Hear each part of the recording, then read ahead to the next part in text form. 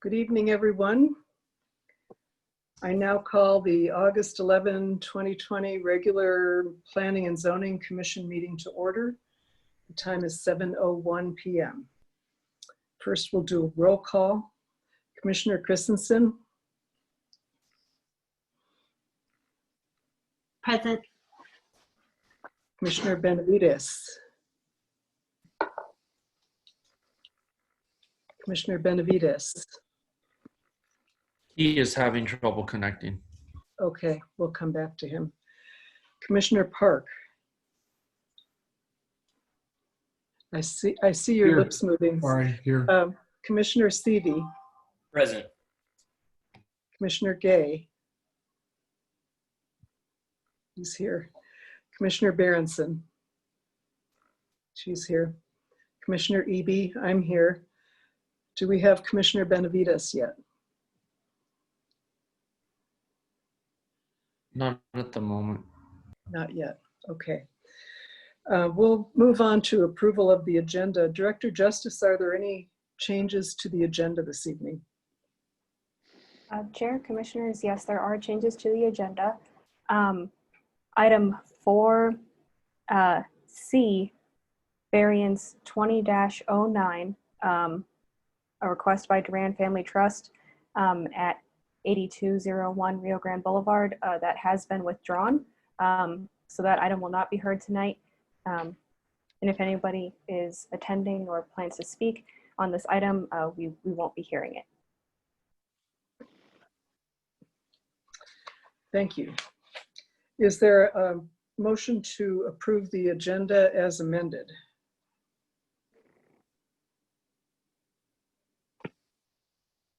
Oh, sorry, Karen. Go ahead. I just said so moved. Is there a second? I'll second it. Was that Commissioner Berenson? Yes. Okay, thank you. The vote has to be called on a roll call, and the motion is to approve the agenda as amended. Commissioner Christensen, Yes. Commissioner Benavides, still not here. Commissioner Park, Yes. Commissioner Seavey, Yes. Commissioner Gay, Yes. Commissioner Berenson, Yes. Commissioner Eby, yes. The motion carries unanimously. So we'll move on now to public comment period, where residents can address the Planning and Zoning Commission to comment on issues, problems, or successes on topics that do not appear on the agenda this evening. So this is for audience members who want to comment on items that are not on the agenda. Kiko, do we have any members of the public signed up to speak?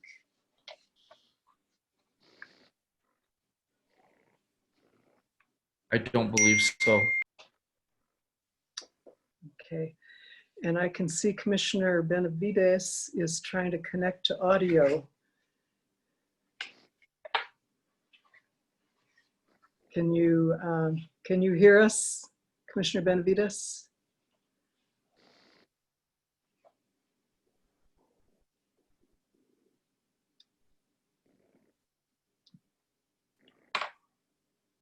Commissioner Benavides, can you hear us? I think he's still having, oh, okay. Okay, great.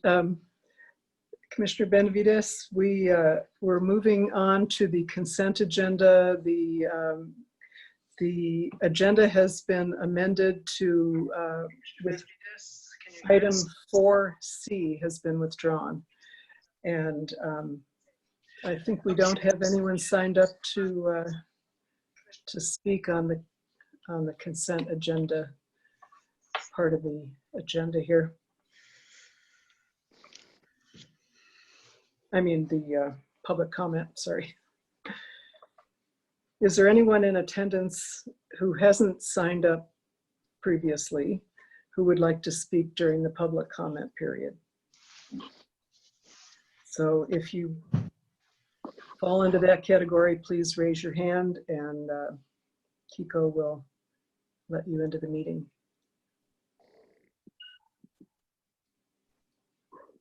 I don't have anybody currently raising their hand. Thank you, Kiko. So we'll move on to the consent agenda now. All matters listed in the consent agenda are considered to be routine and will be enacted by one motion. No separate discussion of these items. There's only one item on the consent agenda this evening, and it's approval of the minutes from the July 14 regular meeting. So are there any corrections or comments from the commissioners about the minutes of our last regular meeting? Hearing none, seeing none. Is there a motion to approve the consent agenda? I make a motion to approve the consent agenda. All right, is there a second? Okay. Who got there first? Commissioner Christensen? Yes. Okay. Again, we have to do a roll call vote on this. Commissioner Christensen, and the motion is to approve the minutes. Yes. Commissioner Benavides, Yes, to approve. Commissioner Park, Yes. Commissioner Seavey, Yes. Commissioner Gay, Yes. Commissioner Berenson, Yes. Commissioner Eby, yes. The motion carries unanimously. All right, so we're moving on now to the public hearings and applications, and we'll start with 4A, and it's V 20-07, a request by Michael Dorr for a variance from section 9.2.7 E to A2 and 3. Side setback shall be 15 feet and rear setback shall be 25 feet to allow for placement of a structure within the side and rear setbacks in the A1 zone in the Guadalupe character area. The property is located at 6729 Green Valley Place Northwest and is legally known as Lot 4, Bernauer Subdivision Number 3, situate in section 29 T11N R3E NMPM, Village of Los Ranchos de Albuquerque, Bernalillo County, New Mexico, as filed in the office of the Bernalillo County Clerk on November 22, 1963. The property contains 0.51 acres more or less. Are there any commissioners who will recuse themselves from this discussion? Okay, thank you. Attorney Winter, please swear in Director Tiffany Justice. Tiffany, please raise your right hand. Do you swear to tell the truth, the whole truth, and nothing but the truth? I do. Thank you. Thank you. Director Justice, may we have the planning report on this item? Chair, Commissioners, so though there was discussion at the last meeting, this request technically didn't change. So my report still stands for the 7-foot variance from both the side and the rear setbacks. And so the proposed placement of the structures for a guest house within the side and rear setbacks, it would encroach within the side setback by 8 feet, and it would encroach within the rear setback by 18 feet. The surrounding properties are all zoned A1 in the Guadalupe Trail character area. And so as this lot is 0.51 acres, but zoned A1, which is usually an acre minimum, it would be reasonable to apply a variance compliant with R2 zoning with a 10-foot side setback and 15-foot rear setback, as the size of the lot is closer to the R2 zone than the A1 zone. However, there are properties in the village that are zoned A1 that are smaller than 1 acre, and the setbacks are determined by zoning, not necessarily lot size. The applicant notes that there's hanging power lines that'll be closer to the guest house if it's compliant with the setbacks. This is a safety hazard. However, this is one that can be remedied by coordinating with PNM to bury the power lines. Other factors the applicant notes are impact on agricultural use of the property, as the placement of the guest house would remove flood irrigatable land, trees, and a garden. And though the placement would take away some land for agricultural use, Much of the property can still be used for flood irrigation and agriculture, as this guest house is on the north side of the property and already the furthest away from the ditch. The applicant also points to another variance that was approved, B20-06, as support for approving this variance. B20-06 was for a shed placed in the same location as an existing shed, which was legally non-conforming. To support that variance was language in the non-conforming use and structures section of the code. New non-conforming accessory structures can be approved by the commission so long as they don't adversely affect surrounding properties and resources. This reasoning supported the variance, and an additional factor to the replacement of the accessory structure was that it was in poor enough condition that replacement rather than repairs was needed. The repairs would not have required a variance. There's no official process for the commission to approve a new non-conforming accessory structure, so approval was through the variance. Though the guest house would be located in the area as a non-conforming shed, it wouldn't be replacing it, and the non-conforming uses and structures section would not apply, as the guest house is a different use and it's also just larger both in building footprint and in height. So as for the variance, in accordance with section 9.2.25 7A1, the variance is not contrary to public interest. The location of the guest house would be further from the property lines than the existing shed in the northwest corner, and no adverse comment was received prior to publishing of the meeting packet. We've also received comments in favor from the adjacent neighbors north and west, and these are the property lines that the applicant is requesting a variance from. So both of those neighbors are in favor of this application. Regarding section 9.2.25 7A2, the variance does not meet a hardship criteria that cannot be relieved in a manner compliant with the current setbacks. Criteria 3 is that the parcel is irregular or unusually narrow in shape. The lot is neither irregularly shaped nor narrow. Even subject to the 25-foot irrigation and 15-foot side setbacks, there's still 87 feet for development north to south, meaning that it's not narrow. Again, the applicant refers to variance 20-06 with the lot being akin to a narrow trepa lot. In that case, subtracting the setbacks, the lot is 50 feet wide for development, which is less than the 60-foot wide description of a narrow trepa lot. So development is constrained for that case north to south. For criteria number 5, the variance would differ from the code only enough for the placement of the guest house. However, its relief from the alleged hardship is unclear, as there's means to comply with the setbacks without the variance. And for criteria number 6, while the master plan promotes multi-generational households and agricultural use of land, neither would be seriously hindered with placement of the guest house compliant with the current setbacks. The less of the property would be used for flood irrigation and some fruit trees and garden would be removed. A significant portion of the property can still be used for flood irrigation, fruit trees, and a garden. There are sections of the master plan that support and do not support the variance. And in accordance with section 9.2.25 7A3, the use of the premises is not changing. The property is zoned A1 and the proposed building is a dwelling conditionally allowed in the A1 zone. So with that, the department recommends denial of B20-07 for a variance from section 9.2.7 E2A2 and 3.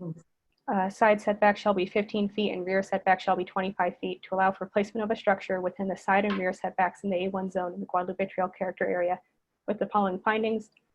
The variance is and is not in conformance with the goals and policies of the master plan. It's not contrary to public interest. Owing to special conditions, a literal enforcement of this section will not result in a necessary hardship, and the use of the premises is not changing. No prior application for a variance has been submitted on this property in the prior 6 months, and public notice requirements have been met. Should the commission decide to approve 20-07, the department recommends a condition of approval that the variance is only for placement of an approximately 750 square foot structure. I stand for any questions.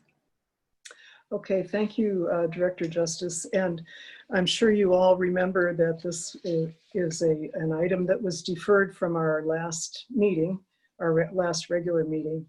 And so this is all sounding very familiar. We did keep the record open because Commissioner Gay was not able to participate in that meeting due to technical problems with the connections. And So with that, are there any questions of Director Justice? Yes, Commissioner Benavides. I have two questions for Director Justice. So I assume that they comply with the FAR calculation. Is that correct? Which including the guest house, the floor area ratio, would that be in compliance? Commissioner Benavides, Commissioners, I haven't done the FAR calculations for this particular property, but I believe they would be, yes, because the only other structure on the property is a single-family home. I tend to agree. Looking at it, it seems like it would.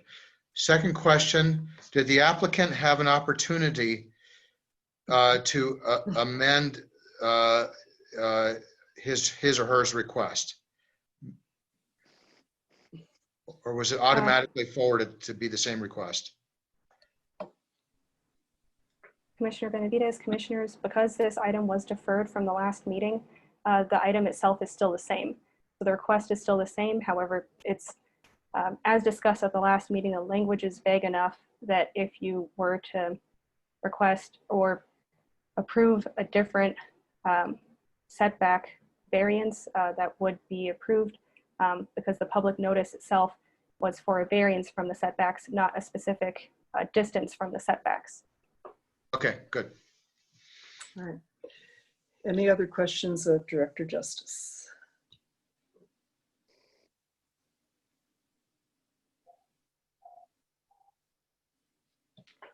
Yes, Commissioner Seavey.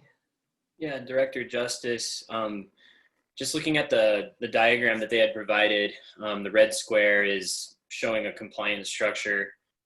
From the standpoint of the setbacks, I don't have the figure off the top of my head, but in the International Fire Code 2003 that the village follows, is there a minimum distance between structures that needs to be followed? Commissioner Seavey, Commissioners, yes, there is a minimum distance between structures. I believe it's different for if it's an accessory structure like a shed compared to a dwelling. In this case, the distance from the main house for both of those would be far away enough. I believe it's usually 5 or 10 feet.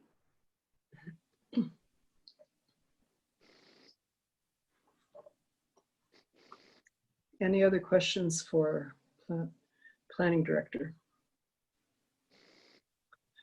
All right. Is the applicant present?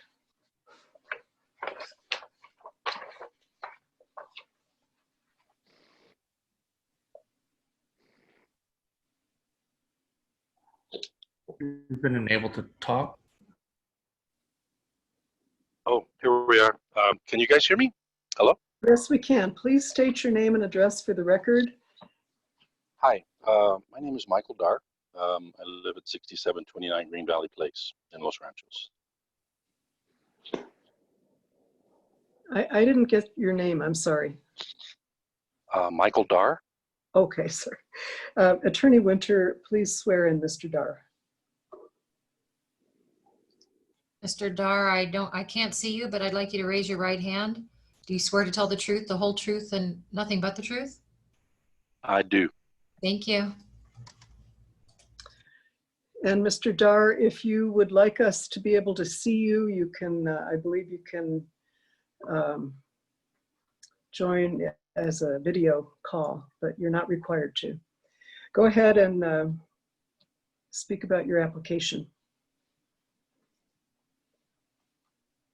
I don't know if I have enough bandwidth to be able to show up with the video. I know for sure I've got audio connection, Yes. but I doubt that I have enough bandwidth for video. I'm running about Okay, 0.9.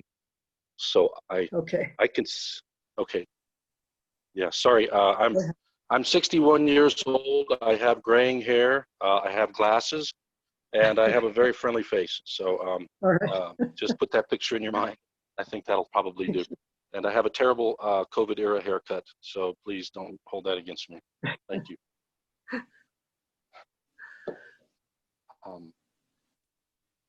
Anyway, Go ahead, Mr. thank you. I just want to thank you for the opportunity to present my case again. And I think you are all probably familiar with the original packet that was sent out with all the photographs and stuff. And as I looked through that, I kind of I was not awed or overwhelmed with the evidence either, because I think that there's some things that you know, just kind of got lost in the noise and the detail, and that don't really show up in terms of not being able to actually be there and see the property.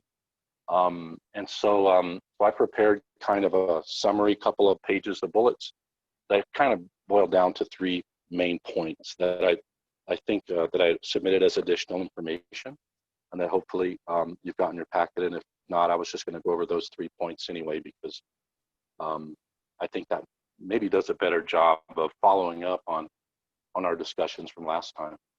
Yes, And we then do also have, I'll note, excuse me, we do have that in our packet at pages 33 and 34. And, okay, wonderful. It's thank short you. and sweet, and I'd just like to walk you through it. And there's a couple of other points that I wanted to make too. It is short and sweet, and I recall last time it was about close to 11 o'clock at night when we got to this item. So I think a lot of it may have kind of, you know, we kind of got exhausted a little bit. I know I did, and it was getting pretty late, and there were still a couple items on the agendas. So so anyway, I appreciate being able to be first when everyone's fresh and happy, and hopefully. So so let's see. Let me just launch into this then, and I guess number 1 was the letters from the neighbors. I noticed that I noticed that I didn't actually have letters from the neighbors that would be affected on the north and west sides. And so I talked with Vicente Silva and with Glenn Rowe, and they're more than happy to support my request, because we're good neighbors, and we've been neighbors for, you know, pretty much the whole time I've been there, about 25 years in Los Ranchos. So you know, and actually Vicente and I to the north, we chipped in money to build that coyote fence, so, you know, which is a latilla fence between us, and we split it 50-50, and we don't see each other, and but we see each other on other sides of the fence, and you know, our families are friends, and they're completely in favor of whatever we want to do, because, you know, we're good neighbors. And on the other side, the Rows, I know Glenn Rowe. He's the son. I knew his father, who passed away when he lived over there. And you know, they're also good neighbors, and their property back there is actually a vacant lot.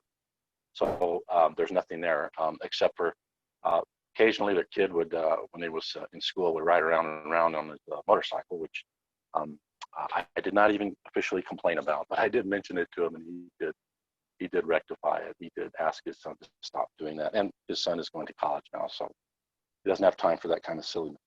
Anyway, just to underscore the issue of would the neighbors be affected, and the item 1 on my additional information is not only would they not be affected, but that they are also actively in favor. So I think that speaks well of it, and so I'll just also go back now to point 2, which is the smaller lot size. And as Director Justice noted, the lot size is 0.5 and not 1, but and she did acknowledge that that might be more appropriate for an R2, but the zoning is not for an R2. It's according to the zoning and not the size. However, the intent of the zoning is to accommodate the restrictions according to size.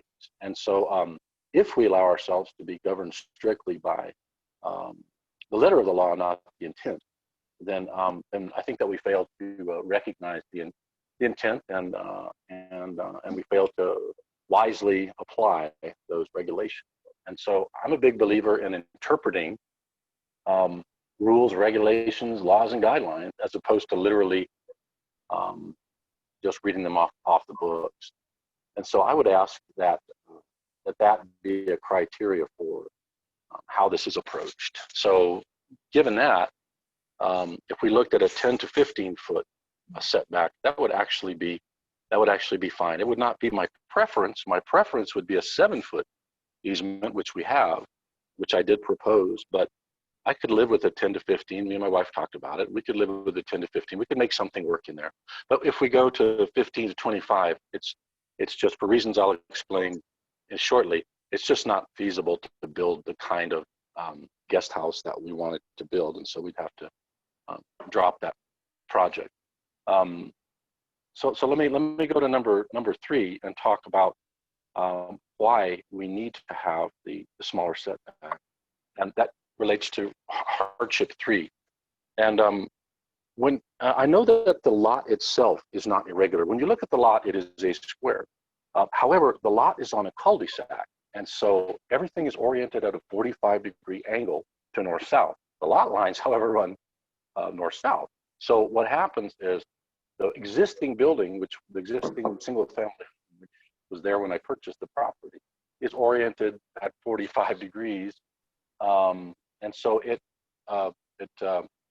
goes way out into the back part of the lot, and the lot is basically divided in half, with a west part that's suitable for agriculture or a guest house, and an east part that's only suitable for the house itself. So when you look at the 87 foot that goes from the corner of the house, because it's triangular, it's kitty corner, so it goes off into the west lot line. That gives you 62 foot to work with. And so I believe you can say that it is constrained in that direction. So if we were to do the 25-foot setback, we would be, when you add in the house, pretty much right there by the house. And so it kind of defeats the purpose of having a separate house, and it defeats the purpose. It makes it less private. It makes it less rural in character. It makes it, it does eat up more of the garden and trees, and it kind of it really messes with the aesthetics of the placement of it. And I know, and this is one of the reasons why the packet that I gave you before doesn't really do a good job of showing the aesthetics. I think that the people who occupy the premises, like me, can really appreciate the aesthetics and appreciate the look and feel of the area. Now the structure that I'm proposing, if approved, would be real similar looking to the existing house. So it would look like it would have the same stucco, same brickwork, same roof, so that roof material, so that it would just be integrated into the area. And the only way to do that is to put it in its proper place of the lot. Now it's hard to justify in concrete terms what that means, but I think that you have to trust me because I've lived there 25 years, and that I know what's best for the aesthetics of that situation. Anyway, so if you look at, just to get back to nuts and bolts, the irregular parcel shape, it's not due to the shape of the lot. It's due to the orientation of the lot, and then the orientation of the existing house. And so you can see that it's almost about 60 feet, 62 feet, which is, and a tripa, I assume, is Spanish for tripa or linea, which is a long, skinny lot associated with irrigation. And that's been granted in the past as a hardship. Even though it's not a tripa lot, it's similar. So this is close enough where I think that we can use our powers of judgment and wisdom and interpretation to consider that iffy, but definitely on the side of, yeah, it could apply. And then the rationale, the degree of variance, I mean, I agree that's rather vague. So I can't make a strong case for that, but it is a small variance, and we're not asking for, if we go with the 15 and 10 feet, that's kind of a midway. That's kind of a, not all the way to 7 feet, not all the way to 25 feet. That's kind of a granting of a little budging, a little give and take that grants the degree of variance sufficient to perform the project. So again, I would put forth that that's a in conformance with the criteria with which that hardship is applied.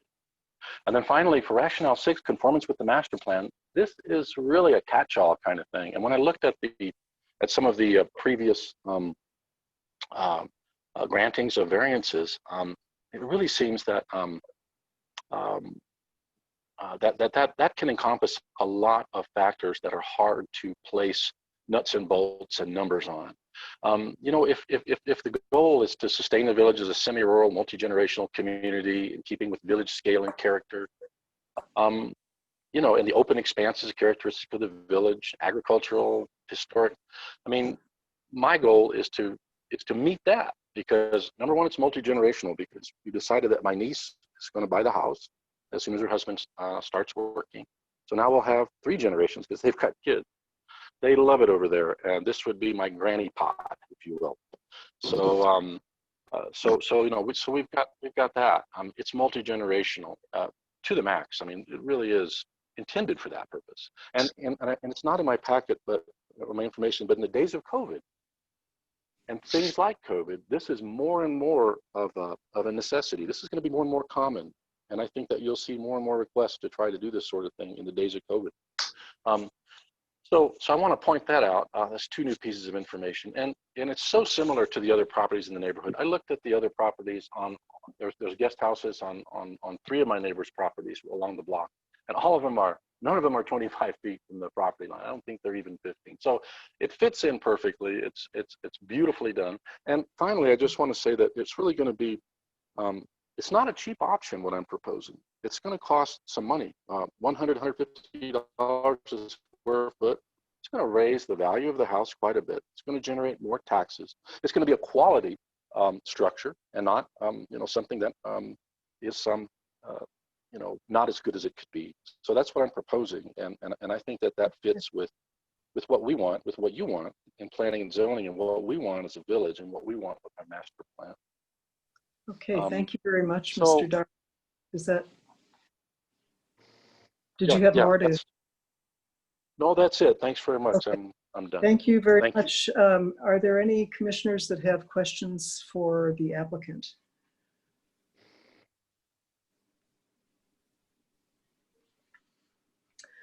I actually have a question for Ms. Justice, which I forgot to ask earlier.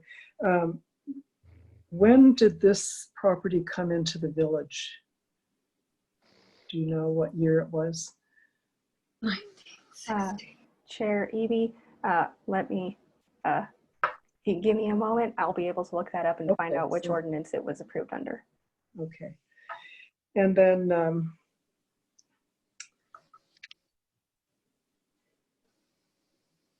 so I hear you saying, Mr. Dar, that you would be okay with adjusting your request for a variance so that it was limited to the R2 zoning of 10 feet and 15 feet. Is that correct? That is correct. That's Even though that is that's not your preference. Okay. All right. I Exactly. don't have any other questions. Any other commissioners?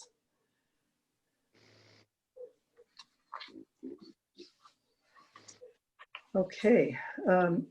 Is there anyone present who would like to speak in favor of this application?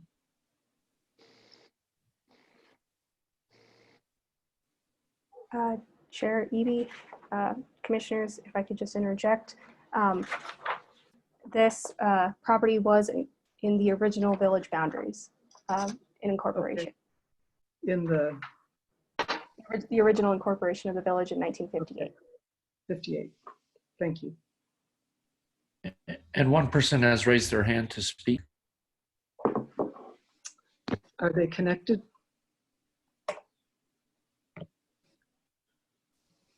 They are being connected now. Okay.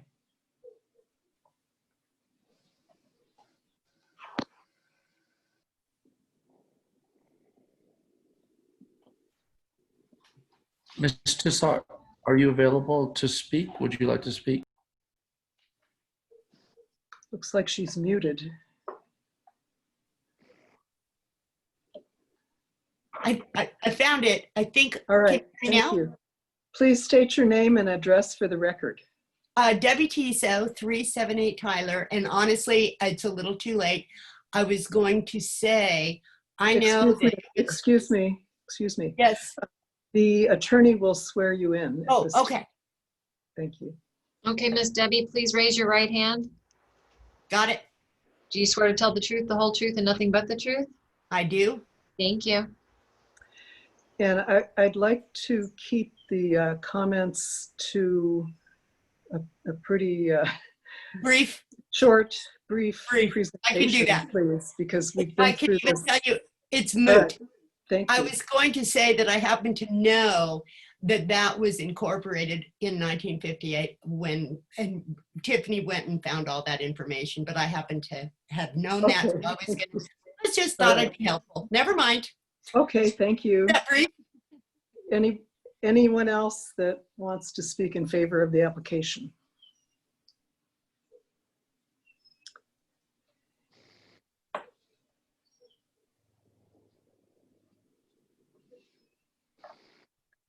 No other hands raised. All right, thank you. Is there anyone present who would like to speak in opposition to this application? Sorry, commissioners, if we could go back to the comment in Sorry. favor. I have. We did have a written comment. After we received it after the deadline, so it's not included in your meeting packet, so I will read it aloud for inclusion in the record. This is from Glenn Rowe at 926 Green Valley Road. I understand that Mike Dar is requesting a variance for a rear setback on his property. I own the property that Mike backs up to, 926 Green Valley Road. As his neighbor, I fully support the village approving a variance for him. Okay, thank you. Do we have anyone who wants to speak in opposition?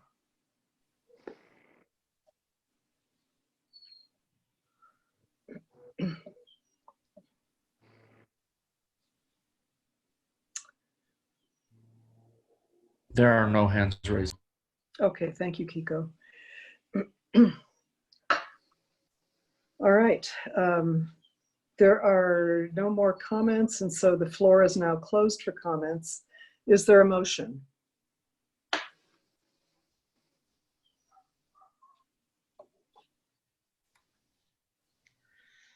Madam Chair, do you want to have discussion before there's a motion? Or do No, have we to- do the discussion after the motion has been made and seconded. Then I'll move to deny the variance application. Okay, is there a second? I'll second. Okay. Commissioner Park has moved to deny the application for variance, and the motion has been seconded by Commissioner Christensen. Can I explain my motion? Now, yes, now we can have full discussion. Go ahead, Mr. Oh, thank you very much, Madam Chair. And I guess I just want to say is, first and foremost, I mean, I'm very sympathetic to Mr. Dar. I thought he did an excellent presentation, and I mean, it's super compelling. And I want to give him the variance. But 2 years ago, when I started and I wanted to give people variances, I was repeatedly reminded by former planner McDonough that we needed to comply with the village ordinances. For the reasons stated in the planner's report, a variance is not warranted. Having said that, Mr. Dar made a really important point, which is that we should apply the intent, not the letter of the ordinance. Unfortunately, as the Planning and Zoning Commission, I don't have that luxury. My obligation is to apply the ordinance as written. Having said that, should he appeal if the denial is successful, it may not be, but if it is successful, he can appeal to the full village board of trustees and they can change it. But that's not up to us. That's a decision up to the village trustees whether or not they want to change it. That's not our role. We're an intermediary in the process. So I feel bad, but I mean, I can remember we did several years ago, that beautiful house that was built on the east side of Rio Grande, and they wanted to put up a shed, and all the neighbors said they had no objection to it. And I asked Planner McDonough, I said, well, if nobody who lives near it has an objection, why should we? And he very politely and very nicely, as everyone surprises, disabused me of the ability to do so in contravention of the village ordinances. So, I mean, I don't take any pleasure in moving to deny the variance, but I don't think that when you read the application, when you apply the ordinance to the application, that you can come to any other conclusion. That's my comment. Okay, any other comments or discussion? Yes, Commissioner Benavides. So as a counter argument, if Mr. Dar was able to make a good case for hardship, then we would be complying with the ordinance. And I am sympathetic to that because I think the intent of the ordinances was made for 1 acre lots and he has a ½ acre lot. So by that definition, I look at it as being irregular for that intent. So that's where I stand. Yes, Commissioner Seavey. Yes, the hardship criteria, and you can correct me if I'm wrong, apply to any zone. Am I right? That's correct. Yeah, so I tend to agree with Commissioner Park on this one.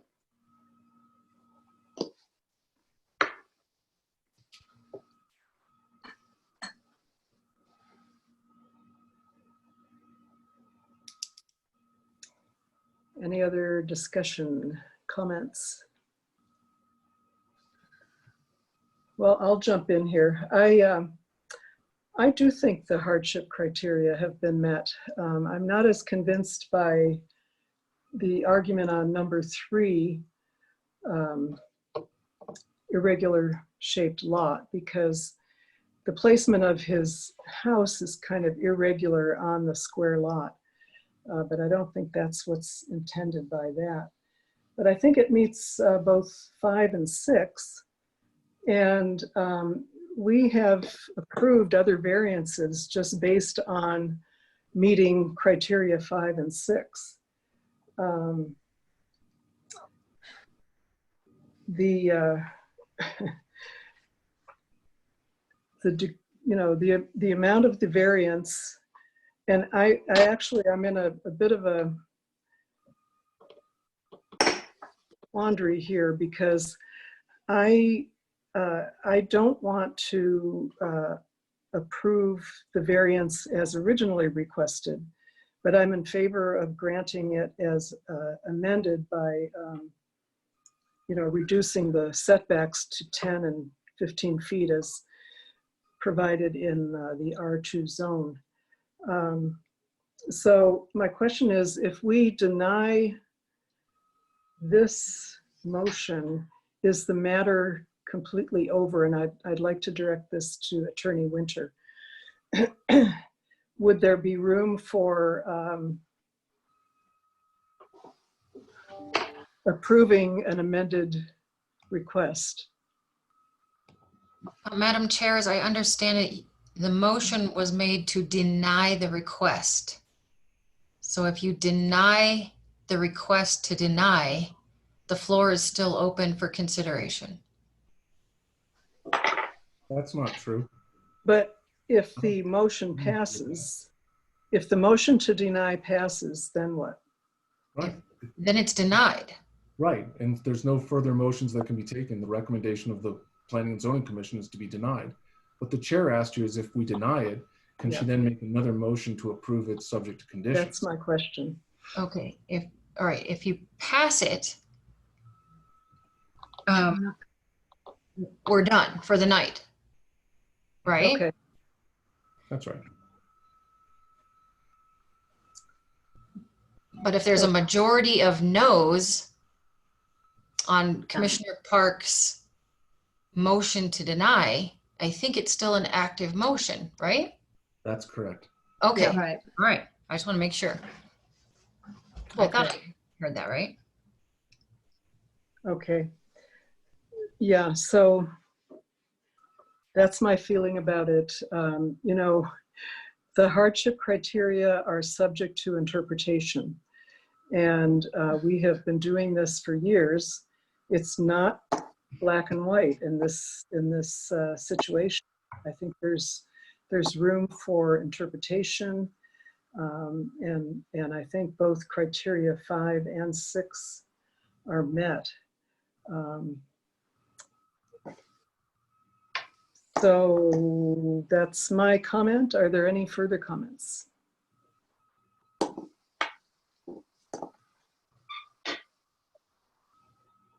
Hearing none, I will now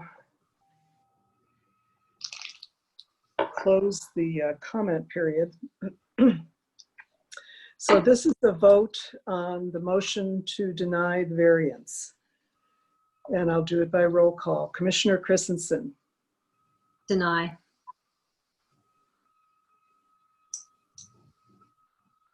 okay, it's either a vote for aye or I'm nay or yes or no.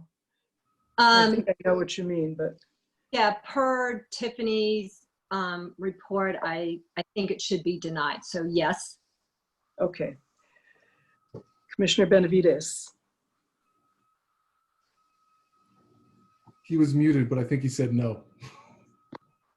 Try it again. No. okay. Commissioner Park, Yes, ma'am. Commissioner Seavey. You're muted. Excuse me. Yes. Commissioner Gay, Yes. Commissioner Berenson, No. and Commissioner Eby, I vote no. All right, the motion to deny passes on a 4-3 vote. So I am going to let the record show that public hearing item number 4A, the request by Michael Dar for a variance, is formally closed. And so we will move on to the next item, which is B, and it's another variance, V20-08, a request by Ralph and Debbie Tissot for a variance from section 9.2.11E2A. The minimum side setback shall be 10 feet to allow for placement of a structure within the side setback in the R3 zone in the 4th Street character area.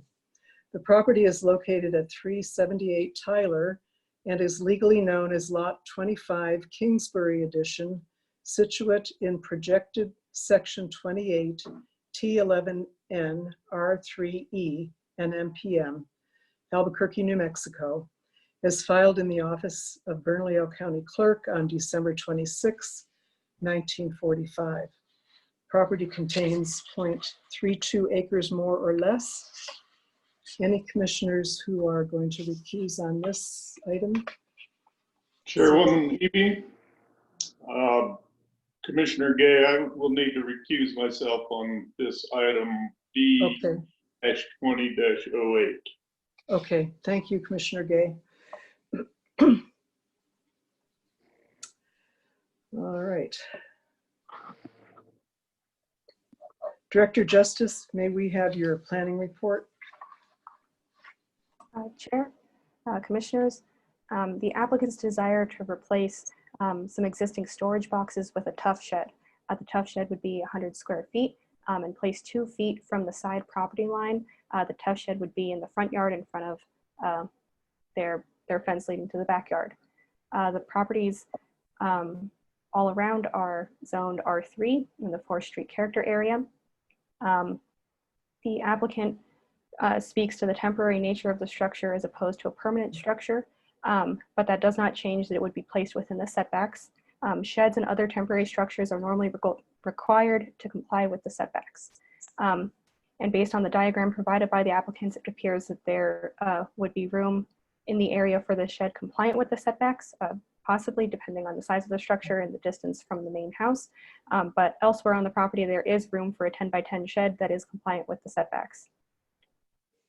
So as for the variance, in accordance with section 9.2.257A1, the variance is not contrary to public interest. As the applicant mentions, there's other properties in the neighborhood with structures in the setbacks, whether they were through variance, legally non-conforming use, or a non-compliant. Placement of a structure in the setback would not change the character of the neighborhood, as there are others, and in addition, no adverse comments were received. However, the applicants point to other structures located within the setbacks as setting a historical precedence for placement of structures within the setbacks. These structures could be allowed through variance, are legally non-conforming, or are illegally placed in the setbacks. Per section 9.2.257D, granting of one variance doesn't set precedence for later variances, and legally non-conforming structures are not a basis for variance approvals on other properties. So regarding section 9.2.257A2, no hardship criteria were identified by the applicants. Therefore, this is not met. The applicants did state that placement of the shed elsewhere on the property would create a hardship, but they did not identify a hardship that would be created. In accordance with section 9.2.257A3, the use of the premises is not changing.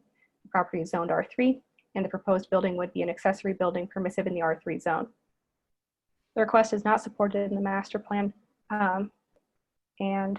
with that, the department recommends denial of V 20-08 for a variance from 9.2.11E2A.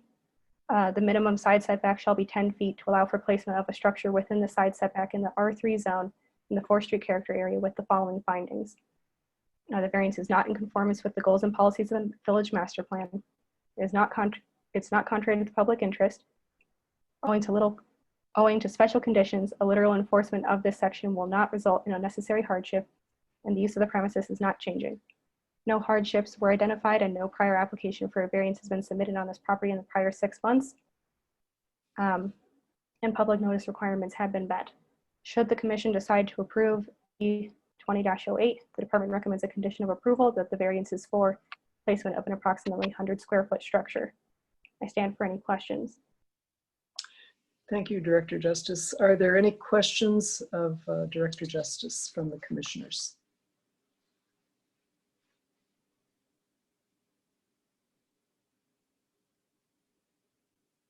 Hearing none, seeing none. Is the applicant present?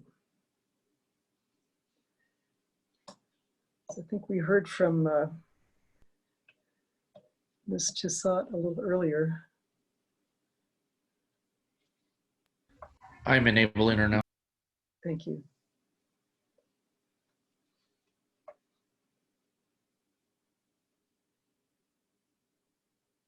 Mute me. Okay, I was muted. Okay. So would you just restate your name and address for the record, please? It's Debbie Tissot, like the watch. Oh. An address? 378 Tyler, within the village. And were you sworn in previously? I was. Okay, that will continue then. Go ahead and speak about your application.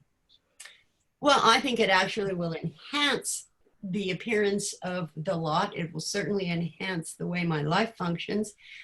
As you know, nobody really cares. They're perfectly comfortable with it within the neighborhood. I feel as if, and I've heard all of the legal precedent and the whatnot that Tiffany Justice just quoted.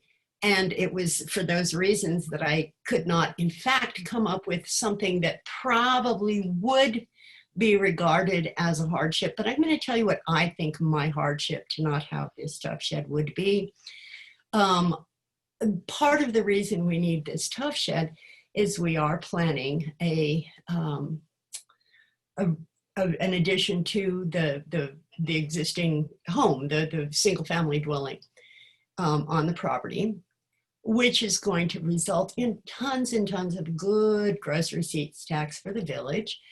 And without that shed, that creates a rather considerable hardship to me financially in terms of storage during the process as well as following the process. And in order to accommodate that, what seems like a very small piece of storage space, 100 square feet, it's going to cost me at least $15,000 to build that into the remodel at roughly $150 a square foot, possibly more, depending on how much I've already spent on plans and redoing the plans. So technically that creates a hardship in my mind. I am not sure that that creates a hardship legally, but can I please have my tough shed? Everyone will be so much happier if you would just let me have a damn tough shed. It's not a great legal argument. It's a personal appeal. I'm finished. Okay, thank you.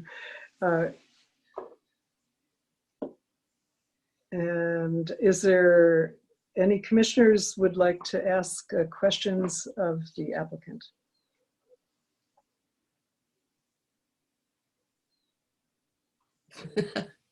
Yes, Commissioner Benavides. So in Director Justice's report, she said that the tough shed could be located elsewhere within the allowed setback. Why are you opposed to doing that? Because the way that the property is made and the way that the yard is made, the way that the addition is intended to be made, it doesn't serve me any purpose to have it buried in the back field. I really need immediate access to it from the front of the house.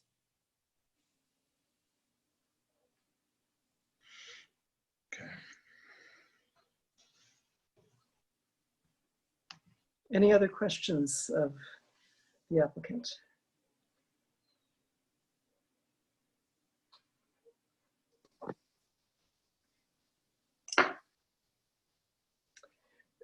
I just have one question. If the tough shed were moved in 10 feet, would it encroach on your driveway, or is there enough space there? You know, actually, I was thinking about that as you guys were discussing it, and I was listening to the official report. You know what? I probably could scoot it over. It would make it, I'm not sure. Did I not hear earlier, and I know it depends on how the existing property, the 378 Tyler lot is zoned. Did you say 5 feet? Can an accessory building be closer than 5 feet to the house? I guess I'm asking Ms. Justice. So Debbie? Yes. I'm not exactly sure on the distance between buildings on a property. That's something that the International Fire Code requires. So that's not one of the requirements that we have in the code. Okay. I'm not exactly sure on the distance. That was an estimate. Okay. Well, I am happy to scoot it closer to the house. I think that I could probably, I think there are 24 feet total available. And if you got a sidewalk and a gate next to the house, so I figure that's going to take up at least 4, maybe just say 5 feet by the time you plop a building down. What does that leave me? 4, I mean, I could get it within 7 or 8 feet of the property line, without ruining my life. I mean, it's ruining my life is an overstatement. I mean, what you're suggesting is if I'll scoot it over, it's still under consideration. I am happy to scoot it over. Well, my suggestion is if you scoot it over and you're no longer encroaching on the side setback, you don't need us. I don't know if I can get it 10 feet over. Okay. I mean, if it's 10 feet wide and I've got 24 feet to work with and I take 10 feet off of that, then it's 4 feet from the house. I'm not sure if that is doable. Well, you know what? If you'll sign off on that, I'll make it work.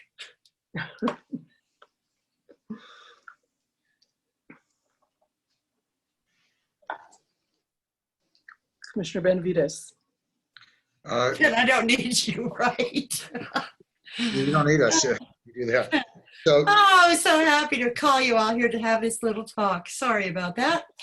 Debbie, did you already purchase the tough shed? Nope. The Tough Shed people pointed out that I was in the village of Los Ranchos and I was going to have a conversation with you folks. Yes, first. they know the village. That's right. Does it have to be a square footprint? Can it be rectangular? It can be rectangular. I suppose it could poke further forward, couldn't it? I mean, just something. Forward meaning toward the street. Narrow. Well, God, 8 by 12 is kind of a funky size, but you know. It's something to consider, you know. Yeah, it is. I don't think you provided us with a flat view of your I did. property. You did? Yeah, I did. I did. Oh. Oh, well, of that area. of the I see, property. I see. It's on page 55 of 161. That must be what you're talking about. Okay. Yeah, I mean, from that, I can't really tell what your options are, but it's just something to consider. And then if you comply, then you don't need us, like Len Eby said. Oh, can you, all right, how about, okay, so on the fly, will you approve maybe 8 feet from the other, from the property line, even though that's only a 2-foot variance? Can we, wheel and deal here? And I'll work with you, work with me. You would have to have a commissioner who was willing to move to approve the variance as amended to 8 feet. And Do I hear a motion? Not my call, sorry. that comes later. Any Yes. other questions of the applicant? Okay. Is there anyone present who would like to speak in favor of this application?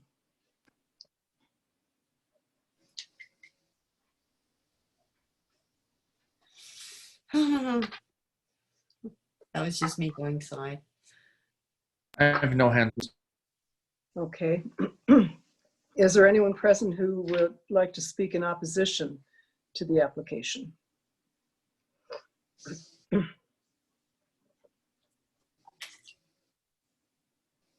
There are no hands raised. Okay. Then the floor is now closed for comments. And is there a motion?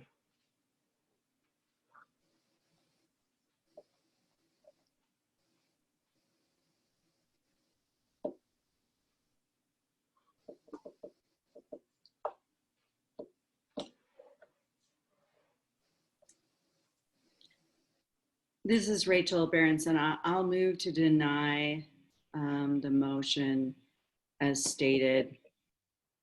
Okay. Yeah. Is there a second? Thank you. I'll second. Commissioner Christensen seconded. Is there any discussion now among the commissioners?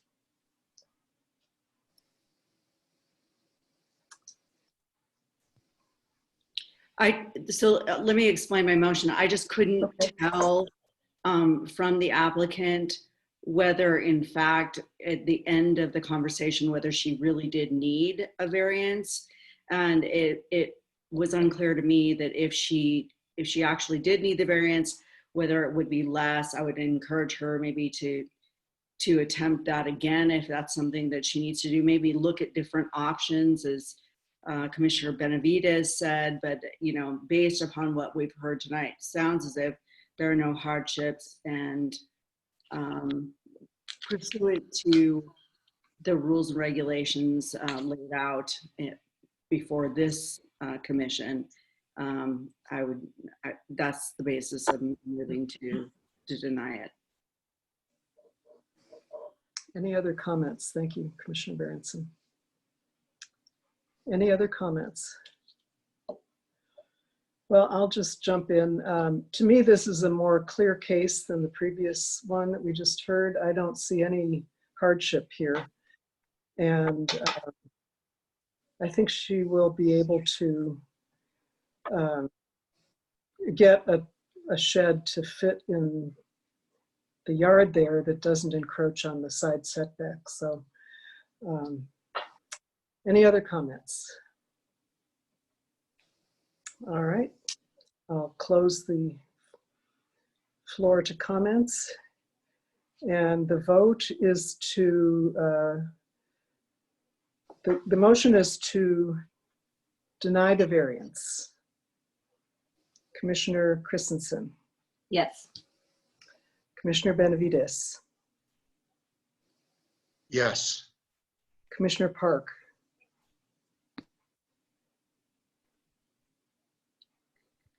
your lips are moving, but Sorry, I tried to unmute it and then I shrunk everything. So yes, I'm sorry. Yes. okay. Commissioner Seavey, Yes. Commissioner Gay. Sorry, Commissioner Gay recused himself. Oh, that's right. sorry. Commissioner Berenson, Yes. And Commissioner Eby votes yes. And so the motion to deny the variance passes unanimously. And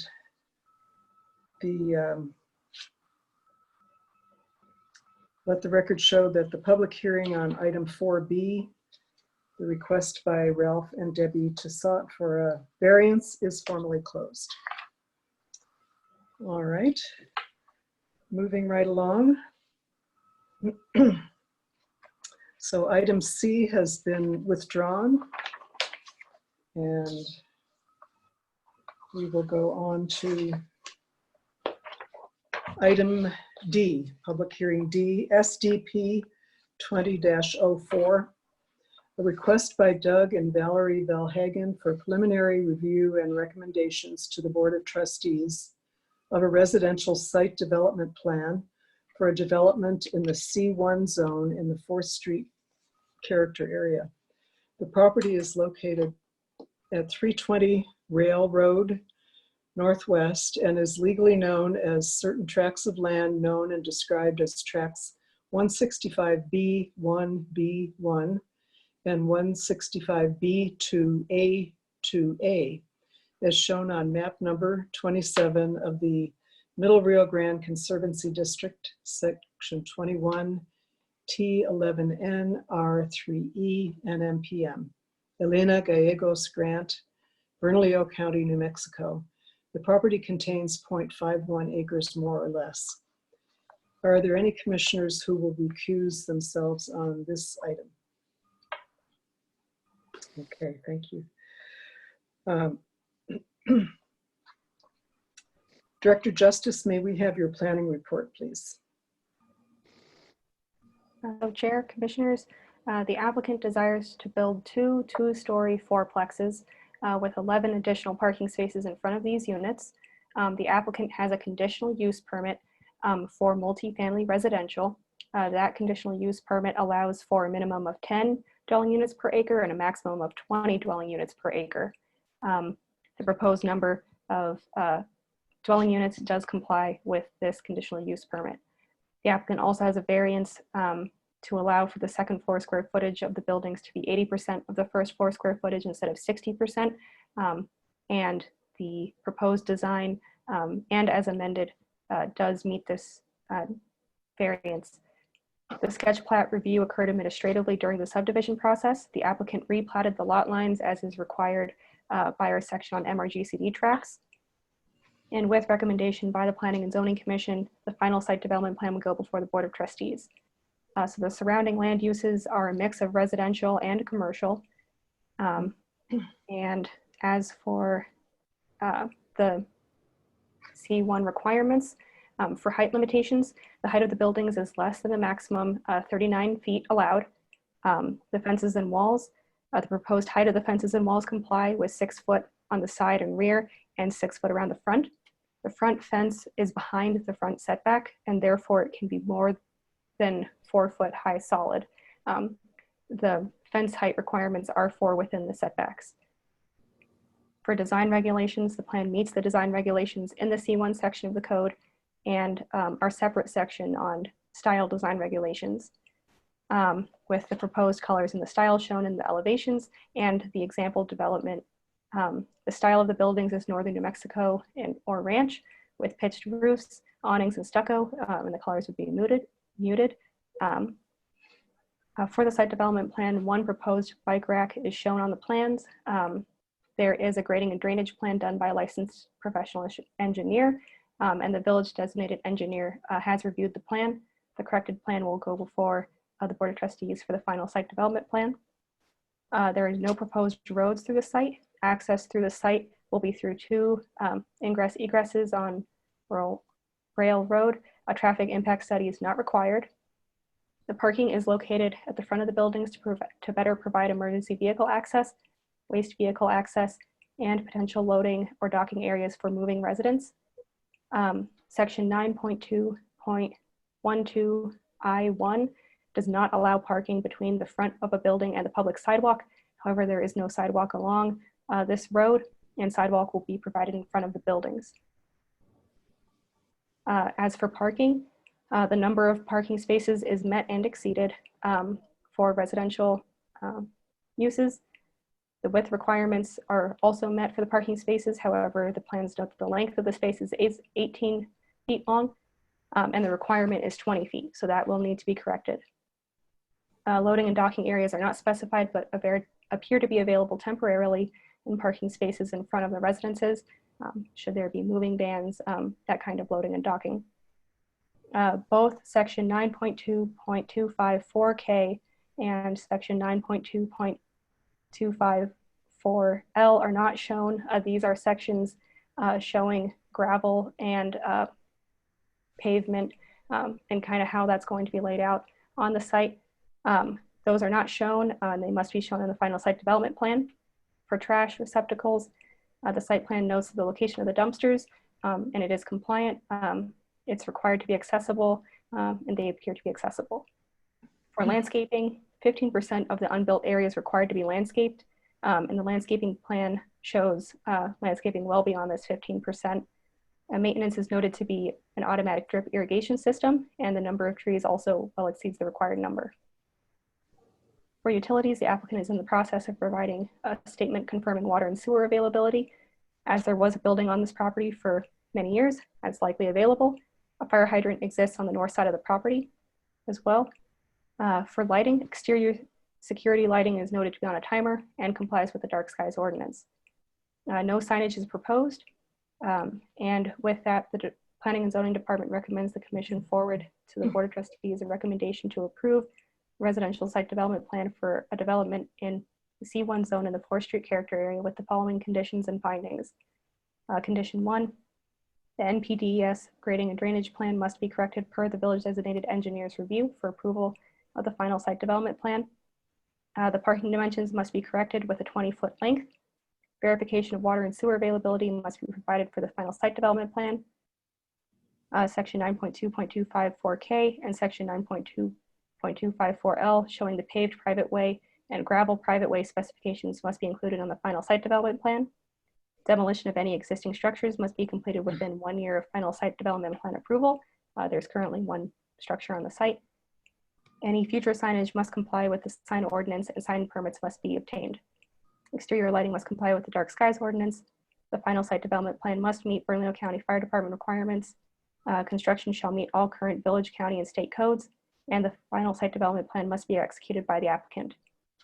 With the findings that this is in conformance with the village's master plan and the proposed development meets the requirements of the C1 retail commercial zone, and public notice requirements have been met. And I stand for any questions. Thank you, Director Justice. Are there any questions from the Commission for Director Justice? Chairwoman Eby. Yes, Commissioner Gay. Tiffany, has this plan changed since it was administratively approved? Is there a change to the site plan that we need to be aware of? Commissioner Gay, Commissioners, so this application has gone through a lot of separate approvals before reaching this point. There was a proposed site plan that went before the Commission for the variance. This has changed since then. This is the actual site development plan. The administrative approvals, the conditional use did not have a site plan, and the subdivision replatted the lot lines. So nothing on the site changed, just the lot lines. So it has changed from what was originally approved by the village to move forward? The site change? No. So the conceptual site plan that was shown with the variance was conceptual. That was not something that was approved by the village. What was approved by the village was the variance and the supporting document of that proposed plan. However, the applicant was not held to that plan. This is the stage where we are finalizing the plan, and they will be held to this. But the conceptual site plan had dimensions on it. Yes, and the conceptual site plan did change between conceptual to at this point. Okay, thank you. Any other questions for Ms. Justice?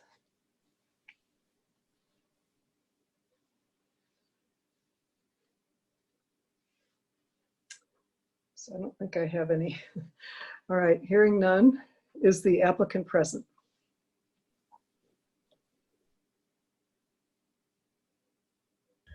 I'm enabling the applicant now.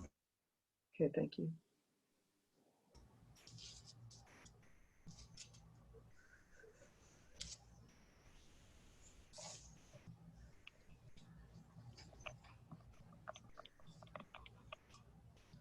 Mute and start video. Here I am.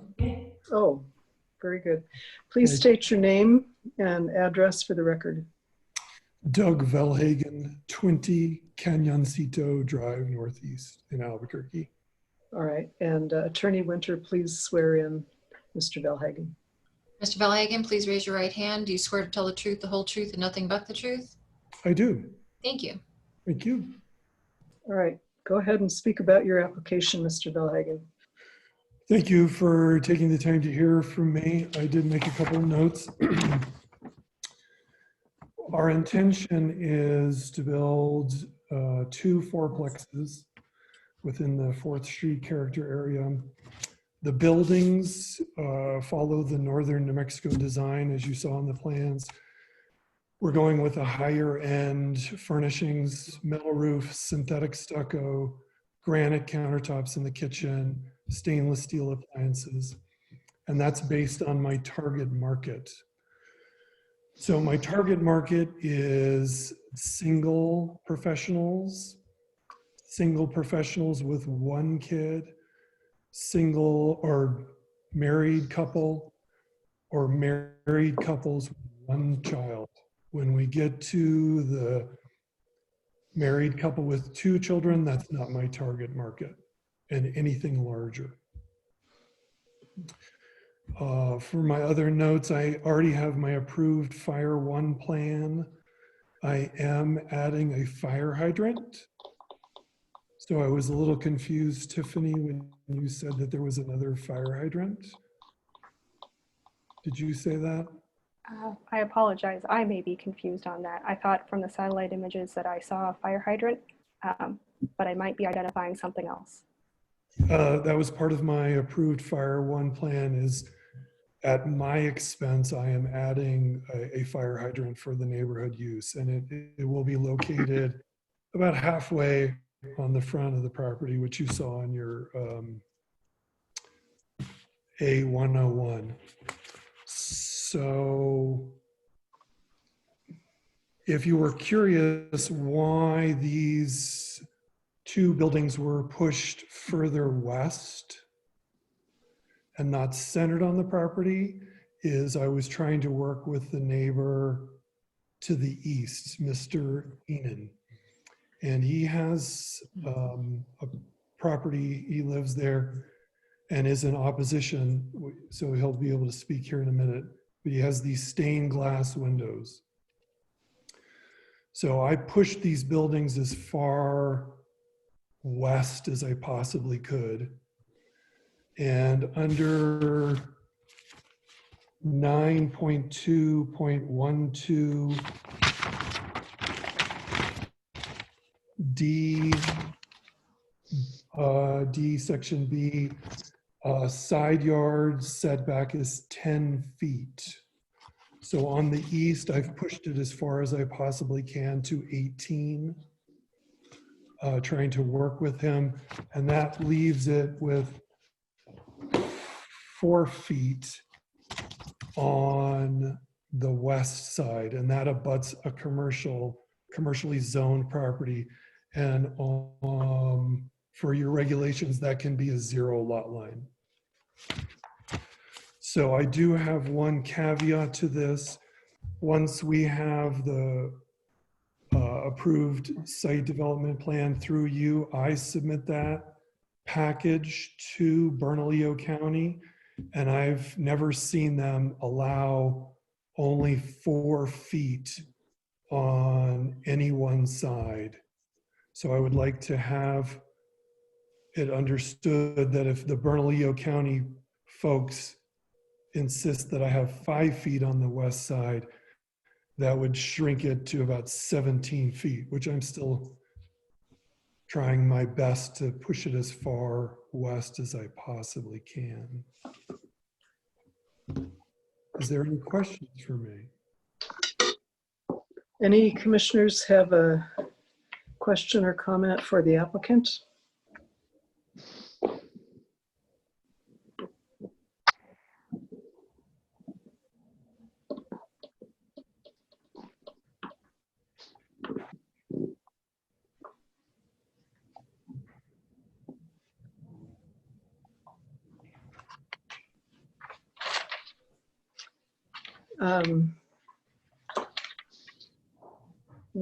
When you were granted the variance for the second floor being 80% of the square footage of the downstairs, the ground floor, part of the rationale was that the lower floor could then be decreased in square footage, resulting in a smaller footprint.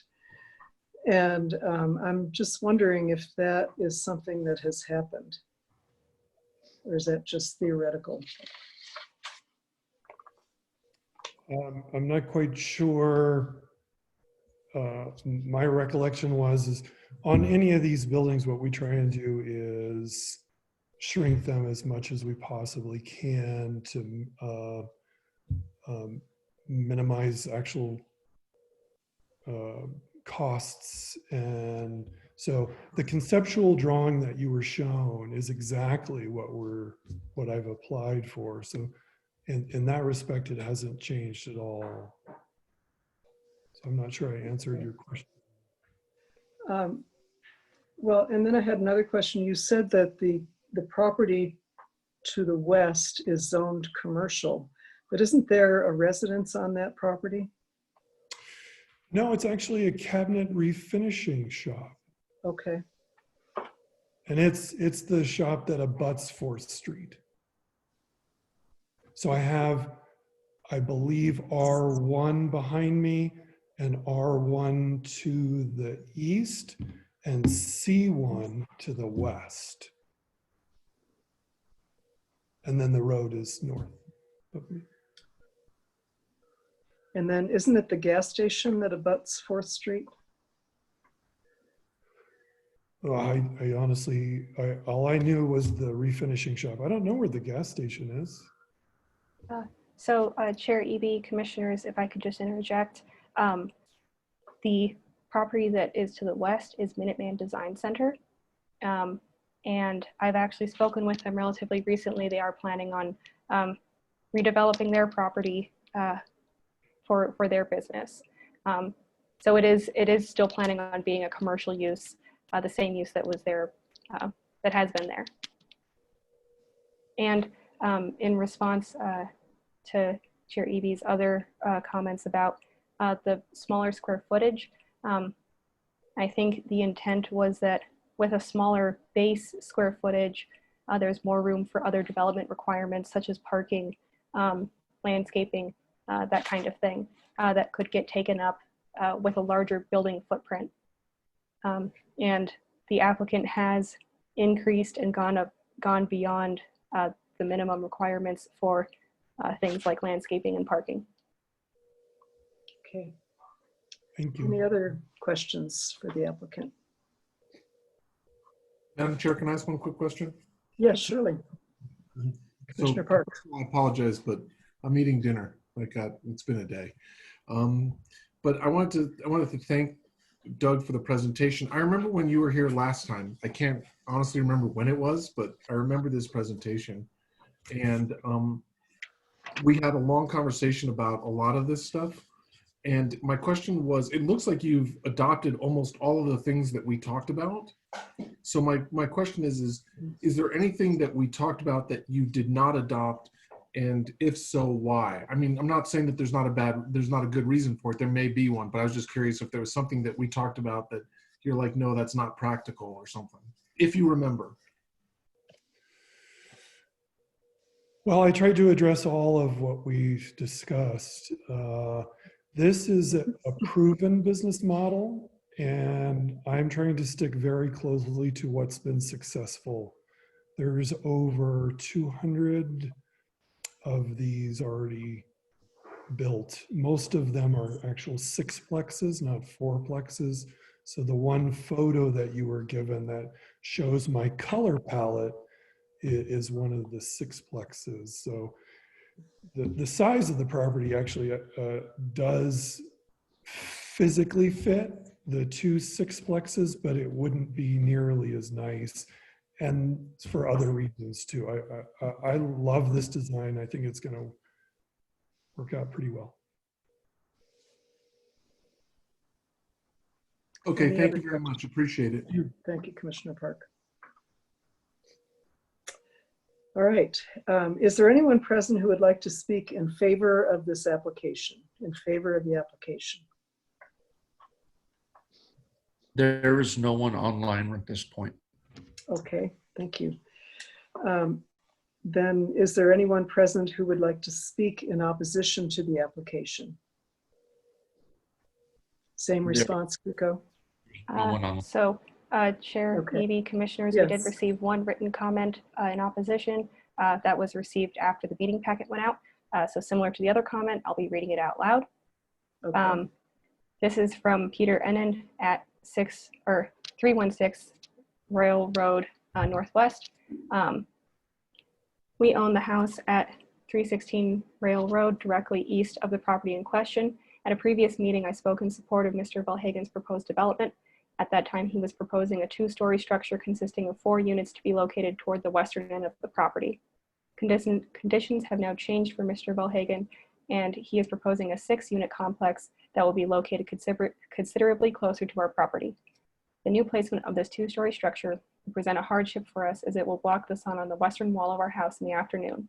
The stained glass windows and wine bottles in the adobe wall provide a glorious color display in the west wall of what we call the big room of the house, and are a key feature of the house's ambiance. A 2-story structure placed 18 feet from our fence line will put the west wall in shade for the time when the light is most advantageous for our enjoyment. We would like to see Mr. Velhagen develop another option that won't have such a negative effect on our property. Thank you for your consideration, Peter Ennen and Darlene Hess. Thank you, Director Justice. And there was a beautiful photograph attached to that letter. If you scroll down, showing the stained glass windows and the light coming in. Would the applicant like to respond to the letter in opposition? Absolutely. That's why I pushed these buildings as far west as I possibly could. The code requires a 10-foot dimension between them. So I pushed them as far west as I possibly could. And I like Mr. Ennen a lot, and I don't think it's going to be as dramatic on his property as he might think, would be my general guess.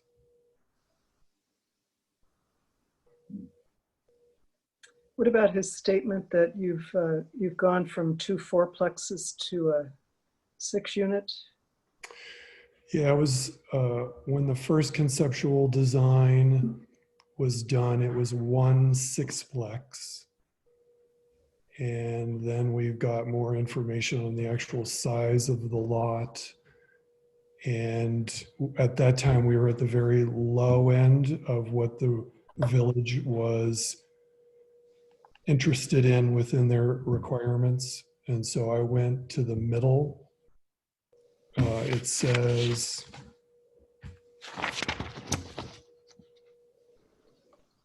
minimum of 10 units per acre and a maximum of 20. So I'm right in the middle of that now. And it just fits better. Again, I still have a lot of landscaping more than what's required. as well as parking. Okay, any other comments from the commissioners before I close the floor for comments? Comments or questions? Chairwoman Eby, I have a Mr. Gay? question Yes. for the Mr.